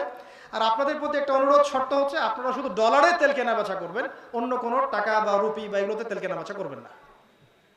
এই তেল মানে অয়েল, আর এই ডলার মানে ডলার, এই হয়ে গেল petrol dollar, petrol dollar, petro dollar monetary system. এখন আপনি সারা বিশ্বে ডলার ছাড়া তেল কিনতে পারবেন না। এটা হলো উম্মার সাথে একটা গাদ্দারি। এর ফলশ্রুতিতে ডলার হয়ে গেল একদম সুপিরিয়র কারেন্সি, আর তেলের একচ্ছত্ব অধিকার ওরা লাভ করে ফেলল। তো এইগুলো যদি মুসলমানরা বন্ধ করে দিতে পারতো, আমি এখানে গলা ফাটায় কথা বলে কোনো লাভ নাই, আমি জানি আদতে আসলে কিছু হবে না, সকালবেলা আপনারা ভুলেও যাবেন। কিন্তু একটা কথা চিন্তা করেন, খালি চিন্তার খোরাক নেন, যদি এইটা আমরা বন্ধ করতে পারতাম ওই সময়, তাহলে কি ওরা এত দূর পর্যন্ত আসতে পারতো? যখন আপনি একটা থাপ্পড় খাচ্ছেন কিছুই বলছেন না, তখন তো একটা থাপ্পড় খাবেন। হাত ভেঙে ফেললো, কিছুই বললেন না, তখন তো আরেকটা হাত ভাঙবে। এই তো হচ্ছে অবস্থা। তো আমরা কি করতে পারি? কি সুন্দর করে এসে বলতেছে অনলাইনে। যাক, মূল জায়গাটা আসেন। ব্রিটেন সারা বিশ্বটাকে এভাবে নিয়ন্ত্রণ করা শুরু করলো। ওর উদ্দেশ্যটা ছিল একটা, উদ্দেশ্য হচ্ছে জায়নিস্টদের, ওই যে জায়নিস্ট কারা বললাম, যারা ইহুদি খ্রিস্টানদের মধ্যে একে অপরের বন্ধু, সবাই না কিন্তু, সব ইহুদি সব খ্রিস্টান নয়। তো এই জায়নিস্টরা ব্রিটেনের সাথে আতাত করে প্রথম বিশ্বযুদ্ধটা ইচ্ছাকৃতভাবেই ঘটিয়েছে। এই জিনিসটা আমরা স্কুল কলেজ ইউনিভার্সিটিতে আমরা এটা বুঝি নাই, এটা বোঝাতে পারে নাই যে এটার পিছনে একটা গল্প ছিল। আমাদেরকে পড়ানো হয় যে বিশ্বযুদ্ধ হয়েছে, কেন হয়েছে, এমনি এমনি হয়েছে নাকি কেউ ঘটিয়েছে, এটা বোঝাতে পারে না আমাদেরকে। জি, এখনকার এই বয়সের এসে আমাদের ফাইনাল কনক্লুশন হচ্ছে এটা ঘটানো হয়েছে। আপনারা কি জানেন যে আমেরিকা জাপানের ওই যে হিরোশিমা নাগাসাকিতে বোমা ফেলেছিল? কোন ঘটনার প্রেক্ষিতে ফেলেছিল? পার্ল হারবার নামে একটা জায়গা আছে, ওইখানে জাপানিজ সৈন্যরা আক্রমণ করেছে দ্বিতীয় বিশ্বযুদ্ধের সময়। এর ইস্যু টেনে আমেরিকা ওখানে বোমা ফেলেছিল। এখন আপনার কি মনে হয় যে ওইখানে পার্ল হারবারে যে আক্রমণ হবে এটা আমেরিকা জানতো না? তাই মনে হয় আপনার? সারা দুনিয়া ইন্টেলিজেন্স দিয়ে ভর্তি, গোয়েন্দা সংস্থা দিয়ে ভর্তি, ও জানে না এখানে হামলা হতে পারে? ও কিছু মানুষকে, নিজের দেশের কিছু মানুষকে ইচ্ছাকৃতভাবে মরতে দিয়েছে যাতে করে বড় বোমটা ফেলা যায়। এখন আপনাদের কি মনে হয় হামাস যে আক্রমণটা করেছে এটার খবর ইসরায়েল জানতো না? ওর ইন্টেলিজেন্স এত স্ট্রং, আপনার কি মনে হয় যে ওই যে সারা ওয়ার্ল্ডে বলা হচ্ছে ওদের ইন্টেলিজেন্স ব্যর্থ হয়েছে, আসলে ব্যর্থ হওয়ার জাতি ওটা? আপনার তাই মনে হয়? যদি এটা আপনি বিশ্বাস করেন তাহলে আপনাকে বিশ্বাস করতে হবে যে সুইয়ের ফুটা দিয়ে উট ঢুকে যেতে পারে। সুইয়ের ফুটা দিয়ে কি হাতি ঢুকতে পারে? অবশ্যই তারা এই খবর জানতো। হতে দিল কেন তাহলে? বা মানে ওরা শিথিলতা দেখালো কেন? ইস্যু যাতে করে আরো বড় পরিসরে ওরা গাজায় হামলা চালাতে পারে। কারণ তারা কখনোই নিজেকে সন্ত্রাসী রূপে প্রকাশ করতে চাইবে না। তারা দেখাবে আমরা মাসুম, আমরা ইনোসেন্ট, আমরা মাজলুম, আমাদেরকে আক্রমণ করা হয়েছে, এই কারণেই আমরা প্রতিহত করছি। এরা এরকম কূটবুদ্ধির মানুষ। জায়নিস্টদের কথা বলছিলাম, ওই জায়নিস্টরাই ফার্স্ট ওয়ার্ল্ড ওয়ার ঘটিয়েছিল। উদ্দেশ্যটা কি ছিল? জেরুজালেম মুক্ত করা, এবং তারা সেটা করেছেও। 1917 সালে 17 থেকে 18-র মধ্যে যখন তুর্কির আর পেরে উঠছিল না, তুর্কিরা তাদের সর্বোচ্চ শক্তি দিয়ে প্রতিহত করেছিল, কিন্তু শেষে কিছু করতে পারে না। আপনাদেরকে এটা জানিয়ে রাখি, ওই সময় কিছু মুসলিম নামধারী মুনাফিকরা পর্যন্ত ব্রিটেনের সাথে হাত মিলিয়ে তুর্কিদের বিরুদ্ধে যুদ্ধ করেছে। এখন আপনারা ওদেরকে আমিরুল মুমিনিন মনে করতেছেন। এই নাজদিরা ব্রিটেনের সাথে হাত মিলিয়ে হেজাজের তুর্কি শাসকদের বিরুদ্ধে বিদ্রোহ করেছে। ওরা আমাদেরকে এখন শিখায় যে পলিটিক্যাল অ্যানালাইসিস করলে খারেজি হয়ে যাবে। কি চমৎকার করে অনলাইনে এসে বিবৃতি দেয়, রাষ্ট্র লাগবে, না হলে তুমি প্রতিবাদ করতে পারবে না, মিছিল মিটিং করা যাবে না, প্রতিবাদ একটা কথাও বলা যাবে না, ইত্যাদি। তো নাজদিরা যখন ওদেরকে বলবেন, এই মাথা মোটা দরবারি শাইখদেরকে বলবেন, আহলুন নিফাক ওয়াল জামাআহ, এদেরকে বলবেন যে নাজদিরা যখন ব্রিটেনের সাথে হাত মিলিয়ে তুর্কিদের বিরুদ্ধে যুদ্ধ করেছিল তখন তারা কোন শাসকের আন্ডারে ছিল? জিজ্ঞাসা করেন। কথা বুঝতে পারেন নাই?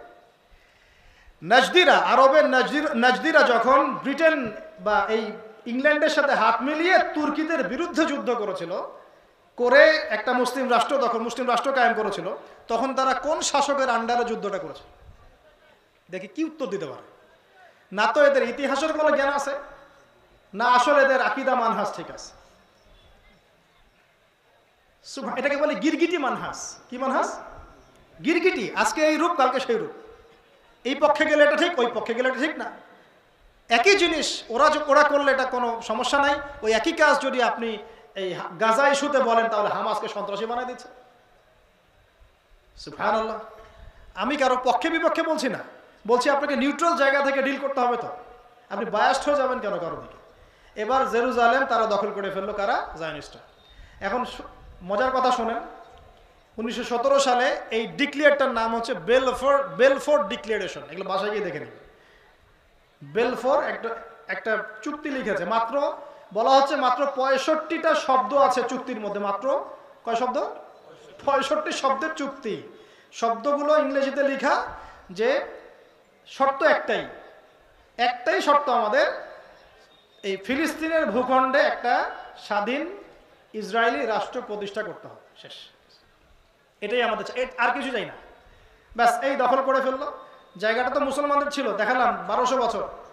প্রথম ওয়ার্ল্ড ওয়ারে দখল হয়ে গেল। হওয়ার পরে এই বেলফোর ডিক্লারেশন থেকে এটা ওদের দখলে চলে গেল। এই বাস, এখন আমাদের পরাধীনতার সময় চলে আসলো। এটা কত সালে কথা বললাম? 1917-18।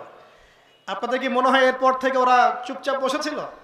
তখন সারা বিশ্বে একটা ধোয়া তোলা হয়েছে। দেখুন, একটু বুঝুন। এর আগে হিটলার ওদেরকে হত্যা করেছিল না? সারা বিশ্বে ধোয়া তোলা হলো যে ওরা খুব মাসুম, খুব মাজলুম, ওদেরকে নির্যাতন করা হয়েছে, থাকার জায়গা নাই, খাওয়ার জায়গা নাই, কেউ যদি একটু জায়গা দেয়। কিন্তু বিশ্বের বড় বড় দেশগুলো দরজা বন্ধ করে দিল, কেউ জায়গা দেয় না। আমাদের ভোলা ভালা মাসুম কিছু ভাই ফিলিস্তিনের, আর এই যে ব্রিটেনের চাপে অটোম্যানরা তো পরাজিত হয়ে গেল। সব দিক থেকে আমরা কোণঠাসা। ওই কিছু জায়গা 6%, কয় পার্সেন্ট? 6% জায়গা দেওয়া হলো। এতটুকুতে থাকতে পারবে। ঘর কার? ঘর আমার। এরা মেহমান কিনা? মেহমান। এখানে একটু বলে নেই, ওই 6% জায়গায় এখন হয়েছে 76%। ওই 6% জায়গার পরিমাণ এখন হয়েছে 76%। ওই মেহমানরাই 76% জায়গা দখল করেছে এখন। আর বাকি যে পার্সেন্টটুকু বাকি আছে, এই দুটো জায়গা অবরুদ্ধ। শুধু গাজা উপত্যকায় থাকে 22 লক্ষ মানুষ। আর ওয়েস্টার্ন ব্যাংকে কতটুকু থাকে আপনারা দেখে নেন। গাজার সাথে সমস্যা বেশি কেন? কারণ এখানে হামাসের তৎপরতা বেশি।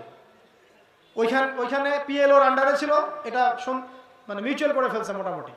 এখানে 76% জায়গা এখন মেহমানরা দখল করেছে। এখন এই বাকি জায়গাটুকু চাওয়ার জন্য যখন এরা প্রতিবাদ করে বা বিশ্বের দরবারে আর্তনাদ পেশ করে, মুসলমানদের সহযোগিতা চায়, ওরা হামলা করলে প্রতিহত করার চেষ্টা করে, তখন তারা বলে যে এরা সন্ত্রাসী। এরা বলছে আমার ঘর আমাকে ফেরত দাও, এ বলছে তুমি সন্ত্রাসী, দূর হও। এই মেহমানরা আমাদেরকে বের করে দিয়েছে। মনে করেন আপনাকে আপনার মেহমান বের করে দিয়েছে, আপনি দরজার বাইরে দাঁড়িয়ে নক করছেন, নক করে বলছেন আমার বাড়ি আমাকে ফেরত দাও, আর ও বলছে সন্ত্রাসী, তুমি দূর হও। পুরো বিশ্বের চিত্রটা এটা। এই জেরুজালেম কেন্দ্রিক। একটা বাক্যে বলুন, মেজবান তারা বলছে আমার ঘর আমাকে ফেরত দাও।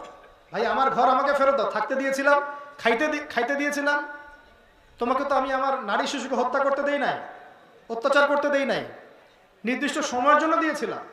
আমার বাড়ি এখন আমাকে ফেরত দাও। এখন ও দরজা বন্ধ করে পিটাচ্ছে আর বলছে সন্ত্রাসী, তুমি দূর হও। আর বড় বড় মুসলিমরা রাষ্ট্রগুলো তাকায় দেখছে। মাঝে মাঝে কিছু টাকা পয়সা পাঠাচ্ছে যাতে ওরা পানি কিনে খেতে পারে, কাপড় পরতে পারে, খাবার পেতে পারে। ওই টাকা তুমি কোত্থেকে পেয়েছো? ওই টাকা তেল বিক্রি করে পেয়েছো, ওই টাকা হজ থেকে পেয়েছো। জি, এটা তো মানুষ জানে, যারা পলিটিক্যাল অ্যাফেয়ার্স ডিল করে তারা জানে। ওই টাকা তোমার পাচ্ছ কোত্থেকে? তেল থেকে, পর্যটন শিল্প থেকে। তোমাদের আয়ের উৎস কি? কৃষি আয়ের উৎস? আয়ের উৎসই পেট্রোডলার। আয়ের উৎসটা কি? পেট্রোডলার। তো তুমি ওদের সাথে চুক্তি করা টাকার ওই উচ্ছিষ্ট ছিটাফোঁটা আমাকে দিচ্ছ, আমার ভাইকে, যে ওখানে রক্ত দিচ্ছে, দিয়ে মনে করছো তোমার দায়িত্ব শেষ হয়ে গেছে, আমার আর কি করার আছে? সুবহানাল্লাহ। আপনারা অনেক ভিতরে ঢুকবেন, আমি বললাম না যে একটা লেকচার আমি কিছুই বলতে পারবো না, 4-5টা দফায় যদি আমাকে সময় দেন একটা একটা করে পর্ব বলতে পারবো। এরপরে এই হলো 17-18 সালের কথা শেষ। এরপরে আপনাদের ধারণা ওরা ওই 6% জায়গা নিয়ে বসেছিল? আর ব্রিটেন ওদেরকে যে সহযোগিতা করলো ওই সহযোগিতা বন্ধ করে রাখছে?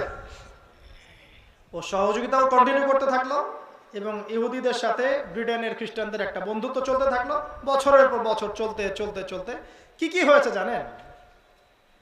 এই যে আপনি গাজার কথা দেখছেন, এটা নতুন নয়, এর আগেও এরকম 6-7টা আক্রমণ হয়েছে এখানে এই রিসেন্ট সময়ে, প্রায় 2000 সাল থেকে 23 পর্যন্ত, 2004-এ, 2009-এ, 2014-তে, এই লাস্টেই রমজানে, এই যে এখন আবার। পড়েন, পড়াশোনা করেন, দেখেন এর আগে ইন্তেফাদা হয়েছে কয়েকবার, ইন্তেফাদা। তো যাই হোক, এরপর তারা 6% জায়গা নিয়ে বসে থাকে নাই। কারণ তাদের উদ্দেশ্যটা কি? তাদের উদ্দেশ্য তো 6% জায়গা দখল করা না, তাদের উদ্দেশ্য হচ্ছে পুরো হোলি ল্যান্ডটাই তারা চায়। পুরো হোলি ল্যান্ড মানে কি? ওই মিশরের নীল নদ থেকে শুরু করে ইরাকের ইউফ্রেটিস নদী পর্যন্ত এই পুরো জায়গাটা ওরা চায়, এখনো চায়। আপনার কি মনে হয় যে ওরা শুধু গাজা চায়? ওরা চায় মিশরের নীল নদ থেকে শুরু করে ইরাকের ইউফ্রেটিস পর্যন্ত। ভালো করে মনে রাখেন, মিশরের নীল নদ কেন? কারণ নীল নদ পেয়ে গেলে সুয়েজ খালের কন্ট্রোল পাবে। কোন খাল? সুয়েজ খাল। আর এদিকে যদি ইউফ্রেটিস পেয়ে যায় তাহলে এদিকে আপনার ফোরাতের যে সোনা এবং তেল এগুলো ওদের দখলে চলে আসবে। কথা বুঝতে পারছেন? আর মজার কথা হচ্ছে ওদের তাওরাতে এটা আছে, ওরা যদি ঠিক পথে চলে এবং ওদের মাসিহ যখন আসবে তখন তারা আবার এই হোলি ল্যান্ডটা দখল করবে। ওরা ওই মিশনেই হাঁটছে, ওরা 6% জায়গার জন্য আসে নাই। তারপরে ওদের এই মিশন চলতে থাকলো। কেন? কারণ ওই মাসিহকে তারা মনে করে ওদের সেই কাঙ্ক্ষিত মাসিহ। আর আমরা জানি ওদের ওই মাসিহ হচ্ছে মাসিহুদ দাজ্জাল, যে বের হওয়ার সময় এই ইহুদিদেরকে নিয়েই সারা বিশ্বটাকে শাসন করবে। আমার কথা মেলাতে পারছেন কি? ওরা হোলি ল্যান্ড পুরোটা দখল করতে চাচ্ছে, কারণ তাদের প্রতিশ্রুত হচ্ছে ওদের মাসিহ মানে দাজ্জাল যখন আসবে তখন তারা বিশ্বটাকে আবার শাসন করবে, ঠিক সুলাইমানের সময় তারা যেমন শাসন করত। এটা ওদের গোল, এটা লক্ষ্য ওদের। আমার কথা কি বুঝে যাচ্ছে? এটা ওদের লক্ষ্য, এটা ওদের গোল। এই লক্ষ্যে ওরা হাঁটছে। সেই 1917 থেকে কেবল ঢুকলো, 6% দিয়ে শুরু করলো, দিনের পর দিন, একদিন বাকি নাই, প্রতিদিন কোনো না কোনো ফিলিস্তিনিকে বের করে দাও, এই বাড়ি দখল করো, ওই জমি দখল করো, ওই মেয়েকে অপহরণ করো, এই মেয়েটাকে নিয়ে যাও কারাগারে, আমার ওই বোনটাকে নিয়ে গণধর্ষণ করো, ওই বাচ্চাটাকে বোম মেরে হত্যা করো। বাচ্চা কেন মারছে? ওরা বড় হয়ে যেন আবার যুদ্ধে যেতে না পারে। মেয়েদেরকে কেন জীবিত রাখছে? ওই যে ইউযাব্বিহুনা আবনাআকুম ওয়া ইস্তাহয়ুনা নিসাআকুম, ফেরাউন ওদের সাথে যা করেছিল ওরা এখন প্যালেস্টাইনদের সাথে তাই করতেছে। সন্তানদেরকে হত্যা করো, মেয়েদেরকে জীবিত রাখো। একদিন দুই দিন না, 1917 সাল থেকে নিয়ে 2023 পর্যন্ত প্রায় 100 বছর হয়ে গেছে, 100 বছর। তারপরে এই ব্রিটেনের সহযোগিতা চলতে চলতে চলতে 1930-এর দিকে বিদ্রোহ হয়েছে। 30-এর দিকে বিদ্রোহ করেছে কৃষকরা, ফিলিস্তিনের কৃষকরা। ওই সময় প্রায় 1.5 লাখ মানুষকে হত্যা করা হয়েছে। 1923-এর দিকে একবার হয়েছে, 1938-এর দিকে একবার হয়েছে। পরে 48 সালের দিকে গিয়ে যখন দ্বিতীয় বিশ্বযুদ্ধ হচ্ছে, মনে আছে আপনাদের? 45 থেকে এই যে 48-50 সময়টুকুর মধ্যে যখন সেকেন্ড ওয়ার্ল্ড ওয়ার হয়ে গেল, তখন তারা ঘোষণা দিল যে এটা একটা স্বাধীন ইসরায়েল রাষ্ট্র হিসাবে স্বীকৃত। তখন এর আগ পর্যন্ত আপনি ম্যাপে এদের কোনো রাষ্ট্রের নাম পাবেন না। 48-এর পর থেকে আপনি নাম পাবেন। সুবহানাল্লাহ, এই হয়ে গেল আমাদের চোখের সামনে। আরবরা কি করছিল? আরবরা কি বসেছিল? না, সব আরব বসেছিল না। অনেকে যুদ্ধ করেছে, অনেক আরব যুদ্ধের চেষ্টা করেছে, অনেকেই করেছে। মোট 4 দফা যুদ্ধ হয়েছে। কয় দফা? 4 দফা। যে আরবদের মধ্যে ঈমান ছিল, যে আরব শাসকদের মধ্যে ঈমান ছিল, তারা 4 দফা যুদ্ধ করেছিল। কিন্তু আল্লাহ পাকের তাকদীরের লিখনি, অভ্যন্তরীণ ক্রন্দল, পশ্চিমাদের শক্তি, হ্যাঁ, তারপরে আপনার ওদের সমরনীতি, মুসলিমদের মধ্যে মুনাফিকদের তৎপরতা পেরে ওঠে নেয়। 48-এ 56 মনে হয়, তারপরে 67 সালে, তারপরে লাস্ট 73 সালে, 4টা যুদ্ধ। 80-র দিকে আরেকটা হয়েছে ছোট করে, পরে 88-র দিকে ইন্তেফাদা, পরে 2000-এ একটা ইন্তেফাদা, এগুলো হয়ে গেছে। আমি বলতে চাচ্ছি 6% জায়গার জন্য তারা সেখানে আসে নাই। তারা চায় পুরো হোলি ল্যান্ড। এবং সেই লক্ষ্যে তারা ব্রিটেনের হাত ধরে চলেছে বেশ কয়েক বছর। যখন ব্রিটেনের শক্তি কমে গেছে, তারা হাত ধরেছে আমেরিকার। কথা কি বুঝতে পারছেন? ব্রিটেন ওকে যেভাবে সহযোগিতা করেছিল, আমেরিকা তার চেয়ে বেশি সহযোগিতা ওকে করেছে, এবং আগের চেয়ে সে অনেক শক্তিশালী হয়েছে। আগে তো কিছুই ছিল না, অস্ত্রশস্ত্র। পরে সে নিউক্লিয়ার অস্ত্র, থার্মোনিউক্লিয়ার অস্ত্র, বড় ক্ষেপণাস্ত্র, বড় প্রযুক্তি সব দখল করা শুরু করছে। এখনকার যেটা হালত সেটা হলো এই যে সে মোটামুটিভাবে বিশ্বের পলিটিক্সটা নিয়ন্ত্রণ করছে, মোটামুটিভাবে সে ওয়ার্ল্ডের ইকোনমি নিয়ন্ত্রণ করছে, অর্থনীতি, মোটামুটিভাবে সে সংস্কৃতিও নিয়ন্ত্রণ করে ফেলেছে, মিডিয়াগুলো তার হাতে, মিসাইলস, অস্ত্রশস্ত্র মোটামুটি তার হাতে। সবচেয়ে বড় কথা, এই জায়নিস্ট গোত্রের পুরো সমর্থন তার কাছে। আর আরবদের যে নেতারা আছে তাদের উপর সে একটা অদৃশ্য কন্ট্রোল নিয়ে নিয়েছে, তেলগুলো তার নিয়ন্ত্রণে চলে আসতেছে। এবং এমন একটা অবস্থা যে সে যত ইচ্ছা অন্যায় করতে পারে, বলার আর কেউ নাই। ভাবখানে এখন এমন। এটা চলতে চলতে চলতে চলতে 48-এর পর থেকে এই পর্যন্ত প্রায় 73-75 বছর হয়ে গেল। এই 75 বছরে আর কি কি হয়েছে আপনারা পড়ে নিন, বলে বোঝানো যাবে না। গড়, এভারেজ, বললাম এভারেজ গড়ে প্রতিদিন অন্তত 3 জন করে ফিলিস্তিনি তাদের বাস্তুচ্যুত হয়েছে। আমি বললাম না শুরুতে যে আমরা এগুলো শুনবো, জানবো, কিন্তু বুঝতে পারবো না। বুঝতে পারবেন কখন, বা পারতেন কখন? যদি দেখতেন যে ওই যে রোহিঙ্গাদেরকে যেমনে মিয়ানমার একদম কোপায় শেষ করলো, ওইভাবে যদি আমাদের আল্লাহ না করুক কাউরে দিত, তখন বুঝতাম যে আসলে সমস্যাটা কেমন ছিল। আমি তখন জানলাম, শুনলাম, বুঝতে পারবো।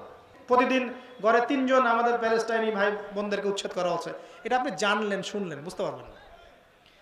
আপনাকে আপনার পরিবার থেকে যদি উচ্ছেদ করে তখন বুঝতে পারবেন। গড়ে প্রতি বছর এরকম শত শত শিশু মারা যাচ্ছে, আমরা বুঝতে পারবো না। কারণ আমার তো কোনোদিন বাচ্চা মারা যায় নাই, আমি তো কোনো বাচ্চাকে দফন করি নাই। আমার বাবা তো এভাবে মারা যায় নাই, আমার ভাইকে তো অন্যায়ভাবে কেউ মারে না, আমি তো বুঝতে পারবো না। তো আমরা বুঝতে পারবো না, কিন্তু জেনে রাখেন। এখন শেষ করে দেই, এই এখনকার চলতে চলতে আপনাকে আমি 22 সাল 23 সাল পর্যন্ত আনলাম। এভাবে প্রতিদিন, প্রতি বছর, দফায় দফায়, রমজান মাসে, স্পেশালি রমজান মাসে বাইতুল মুকাদ্দাসকে কেন্দ্র করে, প্যালেস্টাইনকে কেন্দ্র করে এই হামলাগুলো চালানো হয়েছে বছরের পর বছর, যুগের পর যুগ। আরবরা প্রতিবাদের চেষ্টা করলেও তারা পেরে ওঠে নাই, কারণ পশ্চিমা মদত তাদের সাথে ছিল। আর এখন ওর শেষ লক্ষ্যটা কি? সে পুরো হোলি ল্যান্ডটাকে দখল করতে চায়। কেন চায়? কারণ সে মনে করে যে শেষ জামানায় তার একজন মাসিহ আসবে, সেই মাসিহ আসলে সে বিশ্বটাকে আবার শাসন করবে, ঠিক যেমন সুলাইমানের সময় তারা করেছিল। আর সে বা তারা যে মাসিহের অপেক্ষায় বসে আছে, সেই মাসিহের নাম হলো মাসিহুদ দাজ্জাল। সেই মাসিহ সত্যিকারের মাসিহ নয়, কারণ সত্যিকারের মাসিহ কিন্তু আল্লাহ পাকের কাছে, আল্লাহ পাক তাকে উঠিয়ে নিয়েছেন। তারা সত্যিকারের মাসিহকে হত্যা করার চেষ্টা করেছিল। কথা কি মিলাতে পারছেন? এখন সত্যি সত্যি তারা এটা করতে পারবে বলে আমরা মনে করি। আর কেউ বলুক না বলুক, অ্যাটলিস্ট আমি বলছি তারা এটা অ্যাচিভ করে ফেলতে পারে, এটা আমি মনে করি। কারণ দিন যেভাবে যাচ্ছে, পরিস্থিতি যেভাবে আগাচ্ছে, এতে করে এগুলো আস্তে আস্তে হয়ে যেতে পারে। এবং না হওয়া পর্যন্ত ঈসা ইবনে মারিয়ামও তো আসছেন না। ঈসা ইবনে মারিয়ামের আসার কারণ কি? কারণ হচ্ছে তিনি দাজ্জালকে হত্যা করতে আসবেন। আর দাজ্জাল যদি তাদেরকে নিয়ে বিশ্ব শাসন না করলো, তাহলে দাজ্জালের ফাংশন তো পূর্ণ হলো না। তার সামনে অপেক্ষা করছে কি? আরো বেশি রক্ত। তবে যত বেশি রক্ত ঝরবে, মুসলমানরা যেন তত বেশি প্রতিরোধ গড়ে তোলে ইনশাআল্লাহ। যত রক্ত ঝরানো তারা ঝরাক, কিন্তু মুসলমানরা যেন তত বেশি প্রতিরোধ গড়ে তোলে। এরপরে ও সারা বিশ্বকে দেখাতে চাইবে সে ইনোসেন্ট। একটু মনোযোগ দেন, জাস্ট 5 মিনিট। ও সারা বিশ্বকে দেখাতে চাইবে সে ইনোসেন্ট, তার কোনো দোষ নাই, দোষ মুসলমানদের। আমি আমার উপর যে হামলা হচ্ছে বা আমার উপর যে অত্যাচার হচ্ছে, এটাকে প্রতিহত করার জন্য অস্ত্র হাতে নিয়েছে। অতএব পশ্চিমারা তোমরা আমার কাছে আসো, আমাকে সাহায্য করো। ও এই টেকনিক খাটিয়ে দেখবেন মুসলমানদের উপর নির্যাতন করবে, এবং পশ্চিমারা ওদের কাছে আসবেও। এবং বলা যায় না, আল্লাহ ভালো জানেন, তবে আমাদের মনে হয় যে এই ইস্যুগুলোকে কেন্দ্র করে আস্তে আস্তে তৃতীয় বিশ্বযুদ্ধও শুরু হয়ে যেতে পারে। এবং এটাকে তৃতীয় বিশ্বযুদ্ধ নামে কোনো হাদিসে আসে নাই, তবে হাদিসের মধ্যে মালহামা নামে একটা শব্দ আছে, 5টা পঞ্চম কথা আসছে। তো মালহামার কথাটা এভাবে আসছে যে এত ম্যাসাকার্ড একটা যুদ্ধ, যেখানে প্রতি 100 জন সৈন্যের মধ্যে 99% মারা যায়। এটা সূচনাটাও এসেছে ইরাকের ওই ইউফ্রেটিস নদীর সোনার পাহাড়কে কেন্দ্র করে। আর বললাম ওদের টার্গেট কিন্তু ওই পর্যন্ত। ইরানের সাথে এত শত্রুতা কেন জানেন? ওকে শেষ করে ওই জায়গাটা তারা দখল করতে চায়। ওই তেল, ওই ব্ল্যাক গোল্ড তাদের দরকার। আল্লাহ ভালো জানেন ওখানে সত্যি সোনার পাহাড় আছে না এই ব্ল্যাক গোল্ডটাকেই আমরা তেলটাকেই আমরা ব্ল্যাক গোল্ড মনে করছি। আল্লাহ ভালো জানেন। হোয়াটএভার, এটা ওদের টার্গেট। কারণ সে পুরো বিশ্বের রুলিং স্টেট হতে চায়। সারা বিশ্বের রুলিং স্টেট হতে হলে ওকে এরকম যুদ্ধ বাঁধাতে হবে, এবং এরকম যুদ্ধ বাঁধালে পরেই সে নতুন শক্তিরূপে আত্মপ্রকাশ করবে। এই মালহামার কথা আসছে। আর একটা সুসংবাদ যে মালহামার পরে বা শেষের দিকেই ইনশাআল্লাহ তাআলা আল্লাহ পাক মুসলিমদের সেই কাঙ্ক্ষিত নেতা ইমামুল মাহদিকে পাঠাবেন ইনশাআল্লাহ। ও মাহদি চট্টগ্রামে, ভারতে, এইখানে ওইখানে, এগুলো মাহদি নয়, সব বোগাস মাহদি। মালহামা না আসা পর্যন্ত মাহদি আসছেন না। আর মালহামা এখনো আসে নাই। এমন কোনো ওয়ার এখনো হয়নি যেখানে 99% মানুষ মারা গেছে। আর এটা একটা কমন সেন্স। যদি এই যুগে সেটা হয়, আল্লাহ ভালো জানেন, যদি এই যুগে সেটা হয় তাহলে কিভাবে এত মানুষ মরতে পারে? কমন সেন্স কি বলে? এমন অস্ত্র প্রয়োগ করা হবে যার ফলশ্রুতিতে একসাথে অনেক মানুষকে মারা যায়। সে অস্ত্রের নাম কি? হতে পারে পারমাণবিক অস্ত্র। আল্লাহ ভালো জানেন, আমরা জানি না। আমাদের এটা হচ্ছে একটা ইন্টারপ্রিটেশন। ভুলও হতে পারে, সঠিক হতে পারে। ভুল হলে আমাদের পক্ষ থেকে, সঠিক হলে আল্লাহর পক্ষ থেকে। তারপরে আসছে মাহদি। এরপরে ইনশাআল্লাহ আজ্জা ওয়া জাল এই হাদিসের বাস্তবায়ন হবে। কোন হাদিস? এই হাদিসটা দিয়ে শেষ করতেছে। নবী সাল্লাল্লাহু আলাইহি ওয়াসাল্লাম বলেছেন, লা তুকাতিলুন্নাল ইয়াহুদ, তোমরা অবশ্যই ইহুদদের সাথে যুদ্ধ করবে। ভালো করে শোনো। এমনকি কোনো ইহুদ যদি গাছের পিছনে বা এই পাথরের পিছনে আত্মগোপন করে লুকায়, তাহলে ওই পাথর বা গাছ পর্যন্ত কথা বলবে, ইয়া মুসলিমিন্না ওয়ারাইল ইয়াহুদ তাআল ফাকতুলহু, হে মুসলমান, হে মুসলিম সৈন্য, আমার পিছনে একজন ইহুদি আছে, লুকিয়ে আছে, আসো তাকে হত্যা করে যাও। গাছ পাথর কথা বলে, গাছ পাথর। লা তুকাতিলুনাল ইয়াহুদ ওয়া লা তাকতুলুনহুম, তোমরা অবশ্যই তাদের সাথে যুদ্ধ করবে এবং অবশ্যই তোমরা তাদেরকে হত্যা করবে। কারা করবে? মুসলমানরা। এটা চলতে থাকবে। শেষ পর্যায়ে আল মাহদি এসে এটা ফিনিশিং দিবেন। তখন এই হাদিসও এসেছে, এটা সৌভাগ্য আমাদের। এই হাদিসও আসছে যখন দেখবে খোরাসান থেকে কালো পতাকা বের হয়ে গেছে, খোরাসান থেকে কালো পতাকা বের হয়ে গেছে, তখন বরফের উপর হামাগুড়ি দিয়ে হলেও সামর্থ্য থাকলে তোমরা সেখানে যোগ দিও। ফালা নি'মাল আমিরুহা ওয়ালা নি'মাল জাইশু যালিকাল জাইশ, কতই না উত্তম সেই বাহিনীর আমির আর কতই না উত্তম সেনাবাহিনী ওই সেনাবাহিনী। এটা আল্লাহ পাক কাদেরকে জীবিত রাখবেন, কবে হবে, কত সালে, আমরা জানি না। কিন্তু একটা হাদিস স্পষ্ট, খোরাসান থেকে। খোরাসান মানে কি? খোরাসান মানে কিন্তু মৌলিকভাবে এই আফগান, উজবেকিস্তান, পাকিস্তানের কিছু অংশ, ইরানের পূর্বাঞ্চল, এই পুরো জায়গাটাকেই খোরাসান বলা হয়। সেন্টারের হার্ট হচ্ছে আফগানিস্তান। যখন তোমরা দেখবে এখান থেকে ব্ল্যাক ফ্ল্যাগস বের হয়ে গেছে তখন। আর হাদিসটা আসছে এভাবে যে এই বাহিনী যুদ্ধ করতে করতে করতে করতে বাইতুল মুকাদ্দাস পর্যন্ত বিজয় করবে, পৃথিবীর কোন সেনাবাহিনী ওদেরকে দমাতে পারবে। এটা কিচ্ছু করার নাই, এটা হাদিসে আসছে। আর এই হাদিসটা সহিহ না জয়ীফ না জাল না মাউজু, আপনারা আলেমদেরকে জিজ্ঞাসা করেন। আলেমদেরকে জিজ্ঞাসা করে নেন। যখন ওখান থেকে বাহিনী বের হবে, পৃথিবীর কোন সেনাবাহিনী তাদেরকে আটকাতে পারবে না। জিততে জিততে জিততে জিততে তারা বাইতুল মুকাদ্দাস পর্যন্ত বিজয় করবে। তাদের ভিতরেই ইনশাআল্লাহ তাআলা আল মাহদিকে পাবেন ইনশাআল্লাহ। আর মাহদির হাতে বায়াত বলছে 313 জন। তারপরে আরবের বনু কালব গোত্রের সাথেও ইমাম মাহদির যুদ্ধ হবে, নিজের লোকদের সাথেই। ওই যুদ্ধে বনু কালব পরাজিত হবে। এবং এরা কারা হতে পারে অনুমান করে নেন, বলতে চাচ্ছি না কিছু, ঠিক আছে? তারপরে আল মাহদির হাতে সেই সুপ্রিম ক্ষমতা আসবে। তিনি বলছেন, নবী সাল্লাল্লাহু আলাইহি ওয়াসাল্লাম বলছেন যে তিনি গুনে গুনে দান করবেন না, বরং তিনি মুষ্টি ভরে ভরে মানুষকে গনিমতের মাল দান করবেন। এত সম্পদ মুসলমানদের হাতে আসবে ইনশাআল্লাহ। মালহামার শেষের দিকে 3টা গ্রুপ মুসলিমদের, একদল যুদ্ধের মাঠেই শহীদ হয়ে যাবে, সুবহানাল্লাহ, একদল পালায়ে যাবে মাঠ থেকে। আল্লাহ নবী বলছেন তাদেরকে আল্লাহ পাক মাফ করবেন না। যদি যুদ্ধের মাঠ থেকে পালা যায়। আর একদল শেষ সেনাবাহিনীর হাতে আল্লাহ পাক বিজয় দিবেন। এবার যখন ইমাম মাহদী বিজয় লাভ করবেন, এই জেরুজালেম থেকে আবার ইসলামী খেলাফা বাস্তবায়নের উদ্দেশ্যে আল্লাহ রাব্বুল আলামিন ঈসা ইবনে মারইয়ামকে নামাবেন আকাশ থেকে। ঈসা ইবনে মারইয়াম আসার আগে একটা ঘটনা ঘটবে, যেটা আমি শুরুর দিকে বলেছি। ঈসা ইবনে মারইয়াম আসার ঠিক আগে বলতে কত বছর আল্লাহ ভালো জানেন, মাসিহুদ দাজ্জাল বের হবে। আর এই দাজ্জাল বের হয়ে কাদেরকে নিয়ে বিশ্ব শাসন করবে বলেন দেখি? ইহুদিদেরকে নিয়ে। এখন অনলাইনে অনেকে পড়ে আছে বের হবে কোন জায়গা থেকে। আমি যে একদিন বলেছি যে জেরুজালেম থেকে সে ওয়ার্ল্ডকে শাসন করবে, কোন জায়গা থেকে বের হবে এটা নিয়ে কন্টেন্টের শেষ নাই। মানে মানুষের দৃষ্টিভঙ্গি শেকড় থেকে ওই ছাল চামড়ার দিকে নিয়ে যাওয়ার পায়তারা এগুলো। মূল জায়গা থেকে মানুষের দৃষ্টিকে সরায় এমন জায়গায় নিয়ে যাওয়ার পায়তারা যেখানে দৃষ্টি থাকলেই বাকি, না থাকলেই বাকি। বলেন তো মাসিহুদ দাজ্জাল এক্স্যাক্টলি কোন জায়গা থেকে বের হবে এটা বেশি ইম্পর্টেন্ট, নাকি সে এসে ওয়ার্ল্ডে কি করবে সেটা ইম্পর্টেন্ট, এবং সে কাদেরকে নিয়ে এই কাজটা করবে সেটা ইম্পর্টেন্ট? যাদেরকে নিয়ে এই কাজটা করবে তারা আজকে ওয়ার্ল্ডে কি করছে এইটা বেশি ইম্পর্টেন্ট? কোনটা ইম্পর্টেন্ট? তবে এটা মনে রাখবেন, দাজ্জাল এত ক্রিটিক্যাল একটা সাবজেক্ট, একটা দুইটা হাদিস পড়ে এটাকে ব্যাখ্যা করা যাবে না। আমি আমার ছোট্ট ক্ষুদ্র জ্ঞানে চারটা জায়গা পেয়েছি যে দাজ্জাল বের হতে পারে। চারটা জায়গা। একটা আসছে খোরাসান থেকে দাজ্জাল বের হবে। কোন জায়গা থেকে?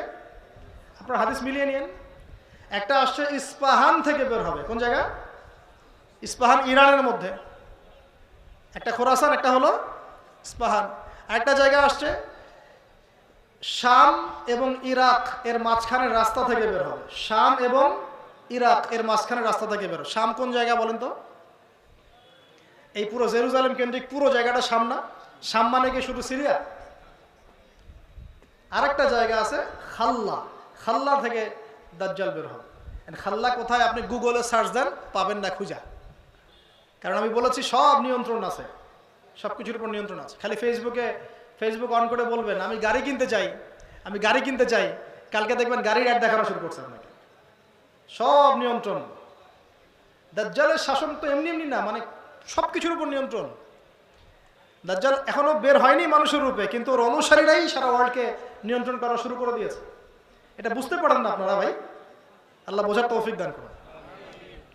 চারটা, এখন বলেন তো একটা মানুষ চারটা জায়গা থেকে বের হবে কেমন করে?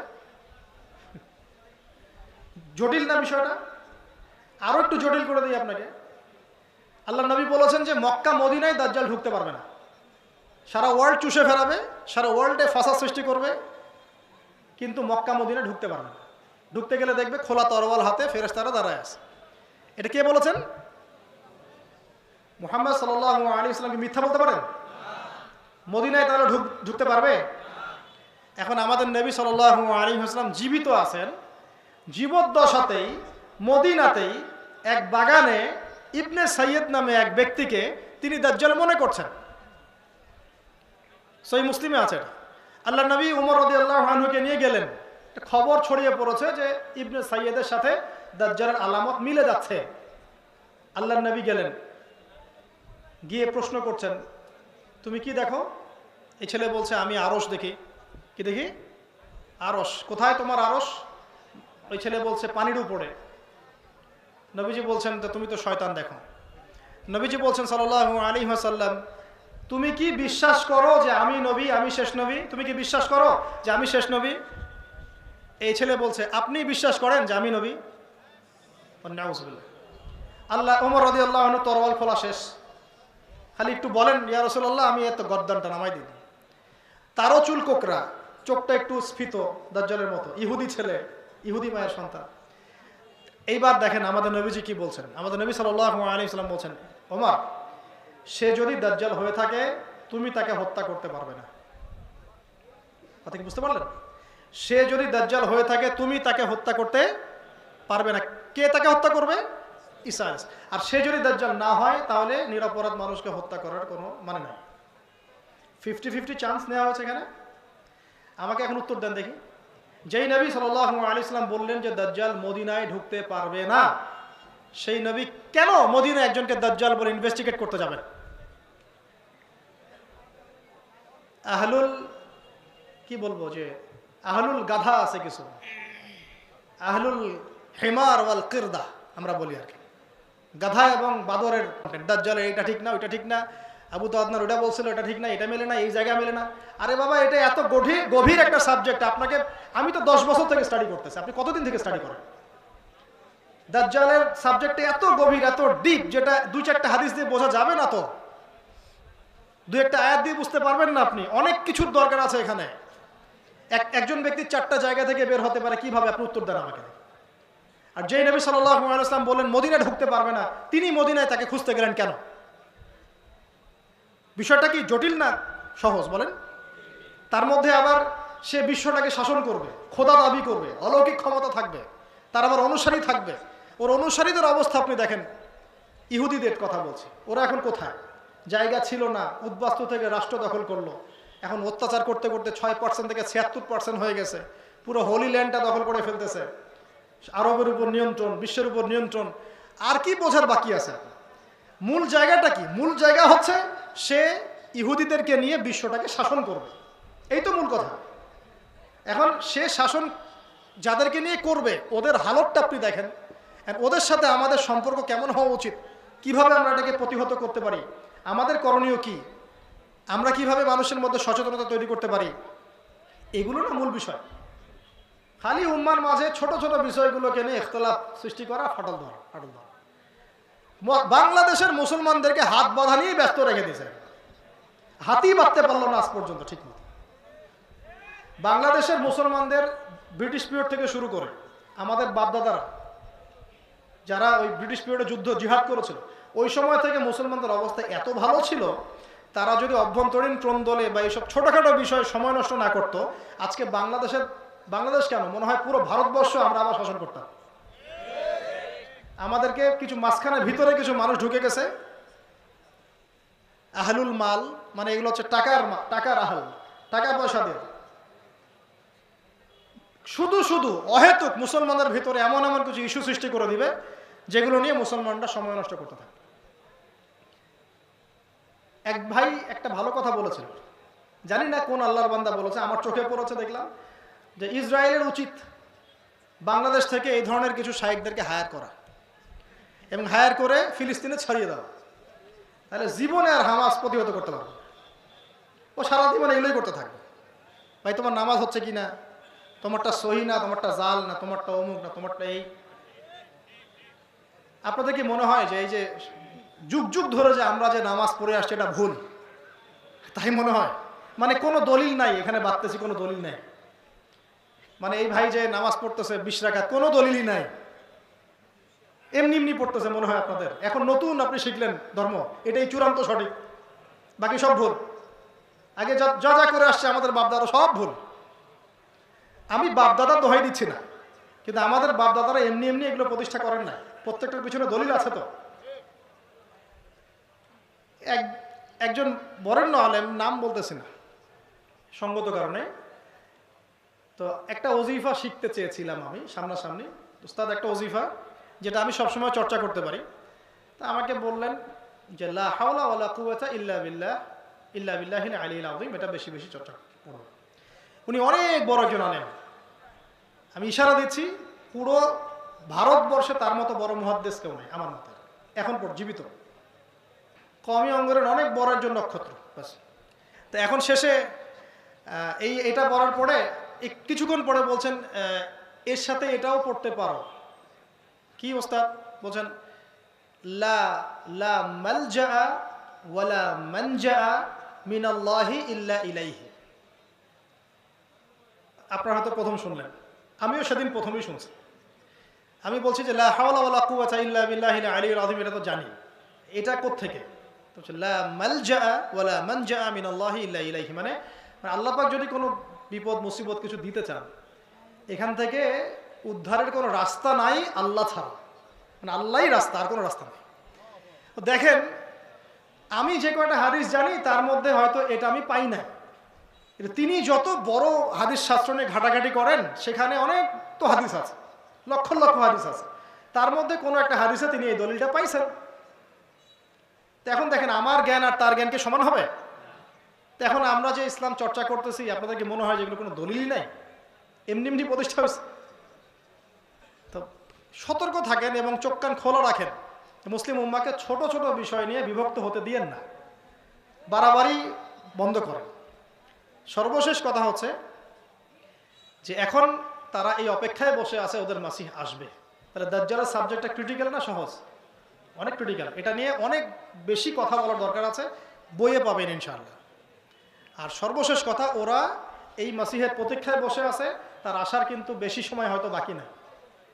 বেশি সময় বাকি নাই বলতে কত সময় বাকি নাই সেটা তো আমি জানি না, কিন্তু আলামতগুলো দেখে যা বুঝতে পারতেছি সময় বেশি বাকি নেই।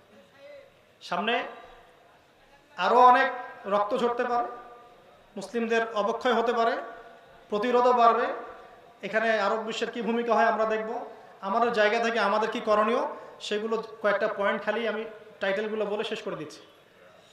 আমরা জানি যে ফাইনাল গন্তব্য হচ্ছে দাজ্জালের শাসন। তারপরে ঈসা ইবনে মারইয়াম তাকে হত্যা করবেন এবং ঈসা ইবনে মারইয়াম তাকে হত্যা করে এই জেরুজালেম থেকেই সারা বিশ্বটাকে আবার শাসন করবেন, কারণ তিনি সেই মাসিহ, সত্যিকারের মাসিহ। এবং তারপরে পৃথিবীতে কোনো নৈরাজ্য থাকবে না, জুলুম থাকবে না ইনশাল্লাহ। পুরো পৃথিবীর সুকুন, আমন, চ্যান এগুলোতে ভর্তি হয়ে যাবে ইনশাল্লাহ। 40 বছর তিনি ওয়ার্ল্ডকে শাসন করবেন। 40 বছরের মধ্যে তিনি বিয়ে শাদী করবেন, তার সন্তান হবে, তার ইন্তেকাল হবে ইত্যাদি। এরপরে মানুষ আবার আস্তে আস্তে খারাপ হওয়া শুরু করবে। খারাপ হতে তো সময় লাগে নাকি? আমাদের এই অবস্থা 100 বছরে হয়েছে, খারাপ হতেও আরও হয়তো অনেক সময় লাগবে, আল্লাহ ভালো জানেন। এত খারাপ হবে যে আল্লাহ আল্লাহ এরকম বলার মতো একটা মানুষ আর থাকবে না। ওই অবস্থায় আল্লাহ পাক কিয়ামত দিবেন। আমরা ওই যুগ দেখতেও চাই না, ওই সময় পর্যন্ত বাঁচতেও চাই না, তাই তো না? আমরা সামনে যা দেখতেছি এখন এইটুকু আমরা ব্যক্তিগতভাবে কি করতে পারি আর রাষ্ট্রীয়ভাবে কি করতে পারি? আমাদের হাতে ক্ষমতা আছে কি? সারা ওয়ার্ল্ডে কি আমরা রুলিং স্টেট? আমরা এখানে অনেক গলা ফাটায় কথা বললাম, আপনারা তো অনলাইনে বলেন অগ্নিঝরা বক্তব্য, এইটা সেটা। আসলে এগুলোর ফায়দা নাই কোনো। কি অগ্নিঝরা বক্তব্য? কোত্থেকে অগ্নি ঝরতেছে আর কোথায় গিয়ে অগ্নি পড়তেছে? সেই অগ্নিতে পুড়তেছেই বা কারা? আদতে কি ফায়দা হচ্ছে? তা আমরা এখন যেটা বলছি, আমাদের অ্যাটলিস্ট আমরা যেন আল্লাহর কাছে বলতে পারি যে আল্লাহ আমরা আমাদের জায়গা থেকে এতটুকু করেছি। প্রথম কথা ভাই, আমরা আমাদের হায়াতটাকে মূল্যায়ন করি। আমরা যে ভালো আছি, তারা যে কষ্টে আছেন, এইসব দুর্দশা আসার আগেই আমরা জীবনটাকে ঢেলে সাজাই। এটা কাজ কিনা ভাই? আমাদের উপর এরকম দুর্দশা আসার আগে আমরা অ্যাটলিস্ট আমাদের জীবনটাকে ঢেলে সাজাই। আল্লাহ পাক তৌফিক দান করুন। আমি নামাজ শুরু করি ভাই, নামাজ, যাকাত দেই, রোজাগুলো রাখি, যে যতটুকু ইবাদত করি একটু বাড়ায় দেই, নফল নামাজগুলো পড়ার চেষ্টা করি, সুন্নতের একটু পাবন হওয়ার চেষ্টা করি। এগুলো করতে গিয়ে আমাদেরকে খুব বেগ পেতে হবে। যারা আমরা নামাজ পড়ি 5 ওয়াক্ত, প্রত্যেক নামাজে এক মিনিটের জন্য হলেও কি আমরা ভাইদের জন্য দোয়া করতে পারি না? পারি কিনা ভাই? কয়জনের মনে থাকে এই কথাটা? কয়জনের মনে থাকে? প্রত্যেক জুমায় আমরা কি এগুলো মিম্বর থেকে আওয়াজ তুলতে পারি না? আমরা কি কুনুতে নাজেলা পড়তে পারি কিনা? কুনুতে নাজেলা কি? কুনুতে নাজেলা হচ্ছে জালেমের উপরে বদদোয়া। আমরা কি জালেম উপর বদদোয়া করতে পারি না? আমরা আমাদের কাজগুলো বলছি। আমরা কি আমাদের তাসকিয়া, আত্মশুদ্ধি অর্জন করতে পারি না যে আমরা এমনভাবে আল্লাহর কাছে দোয়া করব যে আমাদের দোয়ার বদৌলতে অনেক কিছু হবে ইনশাল্লাহ? দোয়া দিয়ে অনেক কিছু হয় না, বিশ্বাস করেন? 3 লক্ষ সৈন্য মোতায়েন করেছে কয়েকদিন আগে, এবং অনেকগুলো ক্রাফট রেডি, ফ্লাই করবে, ফ্লাই করতে পারলো না। 3 দিন পর্যন্ত ফ্লাই করতে পারলো না। কেন? আল্লাহ পাক আসমানটা মেঘ দিয়ে ভর্তি করে রেখেছে। আপনাদের কি মনে হয় না দোয়া দিয়ে কোনো কাজ হয়? দোয়া দিয়ে অনেক কিছু হয়। অস্ত্র কখন প্রয়োজন? যখন আমাদের অস্ত্রের কোনো সুযোগ নাই। অস্ত্রের সুযোগ আপনার সামনে নাই, তখন অস্ত্রই আপনার অস্ত্র।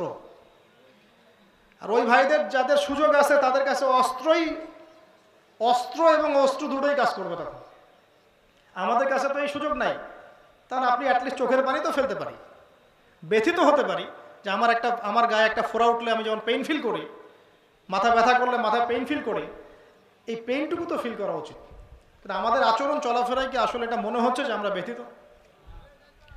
আল্লাহ পাক আমাদের সবাইকে পরিপূর্ণ মুসলমান হওয়ার তৌফিক দান করুন, এবং আমরা সব ভাইদের জন্য খোলা মনে দোয়া করবো ইনশাআল্লাহ। প্রত্যেক নামাজে আপনি ভাইদের জন্য দোয়া করবেন। এবং চেষ্টা করব কুনুতে নাজেলা পড়ার, জালেমের উপর বদদোয়া করার। আল্লাহ পাক জালেমকে যেন ধ্বংস করে রেখে দেন। আমরা দোয়া করবো ইনশাআল্লাহ।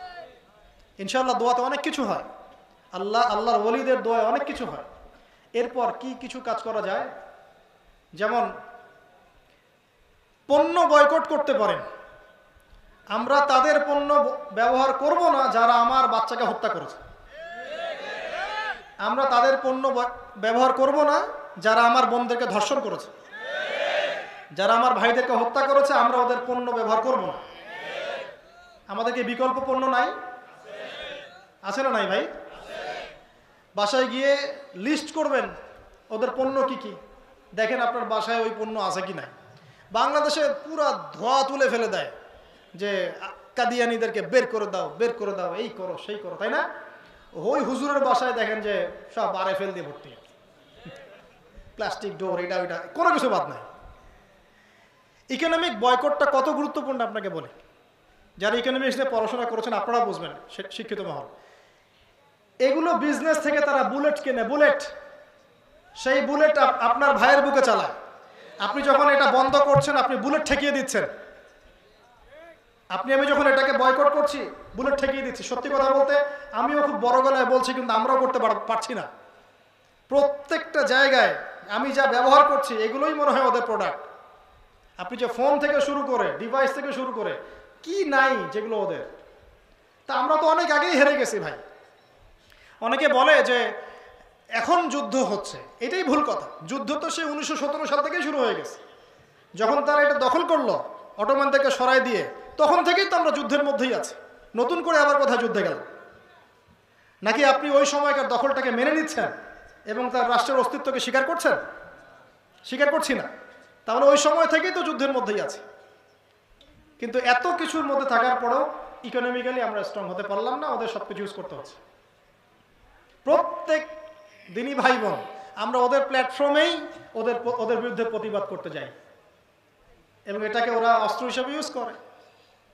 আপনি একটা পোস্ট দিয়েছেন, আপনার পোস্ট কি কেন্দ্রিক সেটা সবাই দেখছে, এবং তাদের মনিটর আছে, মনিটর হয়ে গেলেন। আপনার ওখানে কারা কারা পজিটিভ কমেন্ট করলো সব টেস্ট হয়ে গেল। তা ওদেরই ট্র্যাকে নেমে আমরা ওদের বিরুদ্ধে কথা বলতে যাচ্ছি, এবং তাদেরকে আমরা ধন্না দিয়ে দিচ্ছি যে আমরাই তারা। তা আসলে আমরা ইকোনমিক্যালি যদি স্ট্রং হতে পারতাম, বা এই চেতনাটা একটু মাথায় রাখতে পারি, কিছুটা হলেও আমরা আমাদের দায়িত্ব পালন করতে পারবো। আমি বলছি যে আমরা আসলে কিছু করতে পারবো না এখন। তারপর কি, আমরা যে যার রাষ্ট্রের আন্ডারে আছি, সেই রাষ্ট্রের যারা নীতি নির্ধারক তাদের উপর একটা চাপ সৃষ্টি করতে পারতাম। তবে এই চাপটা আমরা এখন সৃষ্টি করতে পারবো না। কেন পারবেন না ভাই বললেন? কারণ আমরা যে বিভক্ত। আমি যদি 10 জনকে নিয়ে কিছু বলতে চাই, চাপ সৃষ্টি করতে চাই, একটা মিছিল করতে চাই বা মিটিং করতে চাই বা স্মারকলিপি জমা দিতে চাই, তা আপনি তো আমাকে এখানে হ্যারাসমেন্টের শিকার করবেন। আরেক দল আমার পিছনে লেগে পড়বে। আমাদের মধ্যে ইউনিটি কোথায়? যে আমরা সবাই মিলে একটা জায়গায় বসে একটা স্মারকলিপি জমা দিব যে আমাদের জাতির পক্ষ থেকে পুরো ইউনাইটেড নেশনসের প্রতি এই বার্তা আমাদের, যে বাংলাদেশের মানুষ এটা চায় না, বা বাংলাদেশের মানুষ এটা পছন্দ করে না। বাংলাদেশের মানুষ আমরা আমাদের ভাই বোনদের পাশে আছি, তাদের উপর জুলুম বন্ধ করুন, অ্যাটলিস্ট বলতে পারতাম। কিন্তু আমরা তো সবাই মিলে চাপটা এখন দিতেই পারবো না। পারবেন? তো এই হলো অবস্থা। তাহলে ভিতরে গলদ রেখে আমি যে বললাম শুরুতে অনেক বড় বড় কথা বলে লাভ নাই। তো এটা একটা অপশন ছিল। যদি এভাবে প্রত্যেক মুসলিম কান্ট্রি থেকে চাপ আসতো, ও বাধ্য পিছু হটতে বাধ্য। এখন এই লাস্ট 100 বছরের অবস্থা এই জায়গায় আসছে যে ওর সাথে তো কথা বলার কোনো সুযোগ নেই আমাদের। ও একটাই ভাষা বুঝবে, সেটা হলো অস্ত্রের ভাষা। ওর সাথে একটা ভাষাতেই কথা বলা যায়, সেটা হলো অস্ত্রের ভাষা। কিসের নেগোসিয়েশন, কিসের শান্তি চুক্তি? ওদের সাথে কোনো শান্তি হতে পারে নাকি? বিগত 100 বছর থেকে জুলুমের শিকার হল। এখন এই জালেমদের সাথে আপনি আর কি সফট ভাষায় কথা বলবেন? কিন্তু আমরা এখন হতভাগে এত দুর্বল হয়ে পড়ছি ওয়ার্ল্ড অ্যাফেয়ার্সে, আমরা এটা করতে পারি। কিছু হলেই আমাদেরকে স্যাংশন দিবে। দেখলেন না কয়দিন আগে, ডান থেকে বামে গেলে স্যাংশন দিয়ে দিব, এই করে দিব, সেই করে দিব, ভিসা দিব না। আমরা তো দুর্বল, তারপরে আমরা অ্যাটলিস্ট আল্লাহর কাছে দোয়া তো করতে পারি ভাই। যার যার জায়গা থেকে মন খুলে আমরা আমাদের ভাইদের জন্য দোয়া করবো ইনশাআল্লাহ। আমাদের মধ্যে জেরুজালেম এবং শেষ জামানা কেন্দ্রিক সচেতনতা বাড়াবো, ইতিহাসগুলো সবাইকে জানাবো, আমাদের বাচ্চাদেরকে জানিয়ে যাব যে আসলে কি হচ্ছে, কি হতে যাচ্ছে। ওরা যেন এই গল্পটা জানে যে সামনে কি হবে, ইন ফিউচারটা কি হবে, ওরা যেন জানতে পারে। পসিবল হলে আমরা ইকোনমিকভাবে ওদেরকে বয়কট করতে পারি। যদি আমাদের হাতে তেলের ক্ষমতা থাকতো আমরা তেল বয়কট করে ফেলতাম, দেখতাম তারপর কয়টা প্লেন ফ্লাই করতে পারে। কিন্তু এই সৎ সাহস আল্লাহ পাক তাদেরকে দেন নাই, বিকজ তাদের মসনদ টিকে আছে ওদের সহযোগিতায়। বেশি বলতে চাচ্ছি না, অনেক বেশি বলে ফেলবো, মানে আমি নিজেকে আবার কন্ট্রোল করতে পারি না অনেক সময় বলতে গেলে। সবশেষ কথা, অ্যাটলিস্ট আমরা দুর্বলতার জায়গা থেকে আমাদের কর্তৃপক্ষের কাছে একটা দাবি উঠাতে পারি যে আমরা পুরো নেশন জাতিগতভাবে যেন জালেমের বিপক্ষে থাকি, মাজলুমের পক্ষে থাকি। এটা আমাদের মনের দাবি, প্রাণের দাবি। অ্যাটলিস্ট আল্লাহর কাছে বলতে পারবো যে আল্লাহ, আমরা জালেমকে সমর্থন করি নাই, মাজলুমের পক্ষে আমরা ছিলাম, আমাদের হাত পা বাঁধা ছিল, কিছু করতে পারি। আর যাদের করার সামর্থ্য আছে ওরা যদি এখন সলিউশন না করে, আল্লাহ পাক একটা একটা করে ধরবেন আর হিসাব নেবেন ইনশাআল্লাহ। তবে হতাশ হবেন না, হীনবল হবেন না, কারণ আল্লাহ পাক ওয়াদা করেছেন তার নবীর মাধ্যমে আস্তে আস্তে এই বিজয় মুসলমানদের দিকেই ঘুরে আসবে ইনশাআল্লাহ। এবং ওই জায়গা যতক্ষণ পর্যন্ত ঈসা ইবনে মারইয়াম নিজেদের করে না নিচ্ছেন, ইমামুল মাহদি আমাদের করে না নিচ্ছেন, ওখানে দাজ্জালকে হত্যা করা না হচ্ছে, ততক্ষণ পর্যন্ত কিয়ামত হবে না ইনশাআল্লাহ। আল্লাহ পাক আমাদের সবাইকে যেন, যদি হায়াত থাকে, ওই দিন দেখে যাওয়ার তৌফিক দান করেন। যদি আমাদের মধ্যে কেউ আমরা বেঁচে না থাকি, আমাদের সন্তানদেরকে যেন ওই জাইশে অংশ নেওয়ার তৌফিক দান করেন।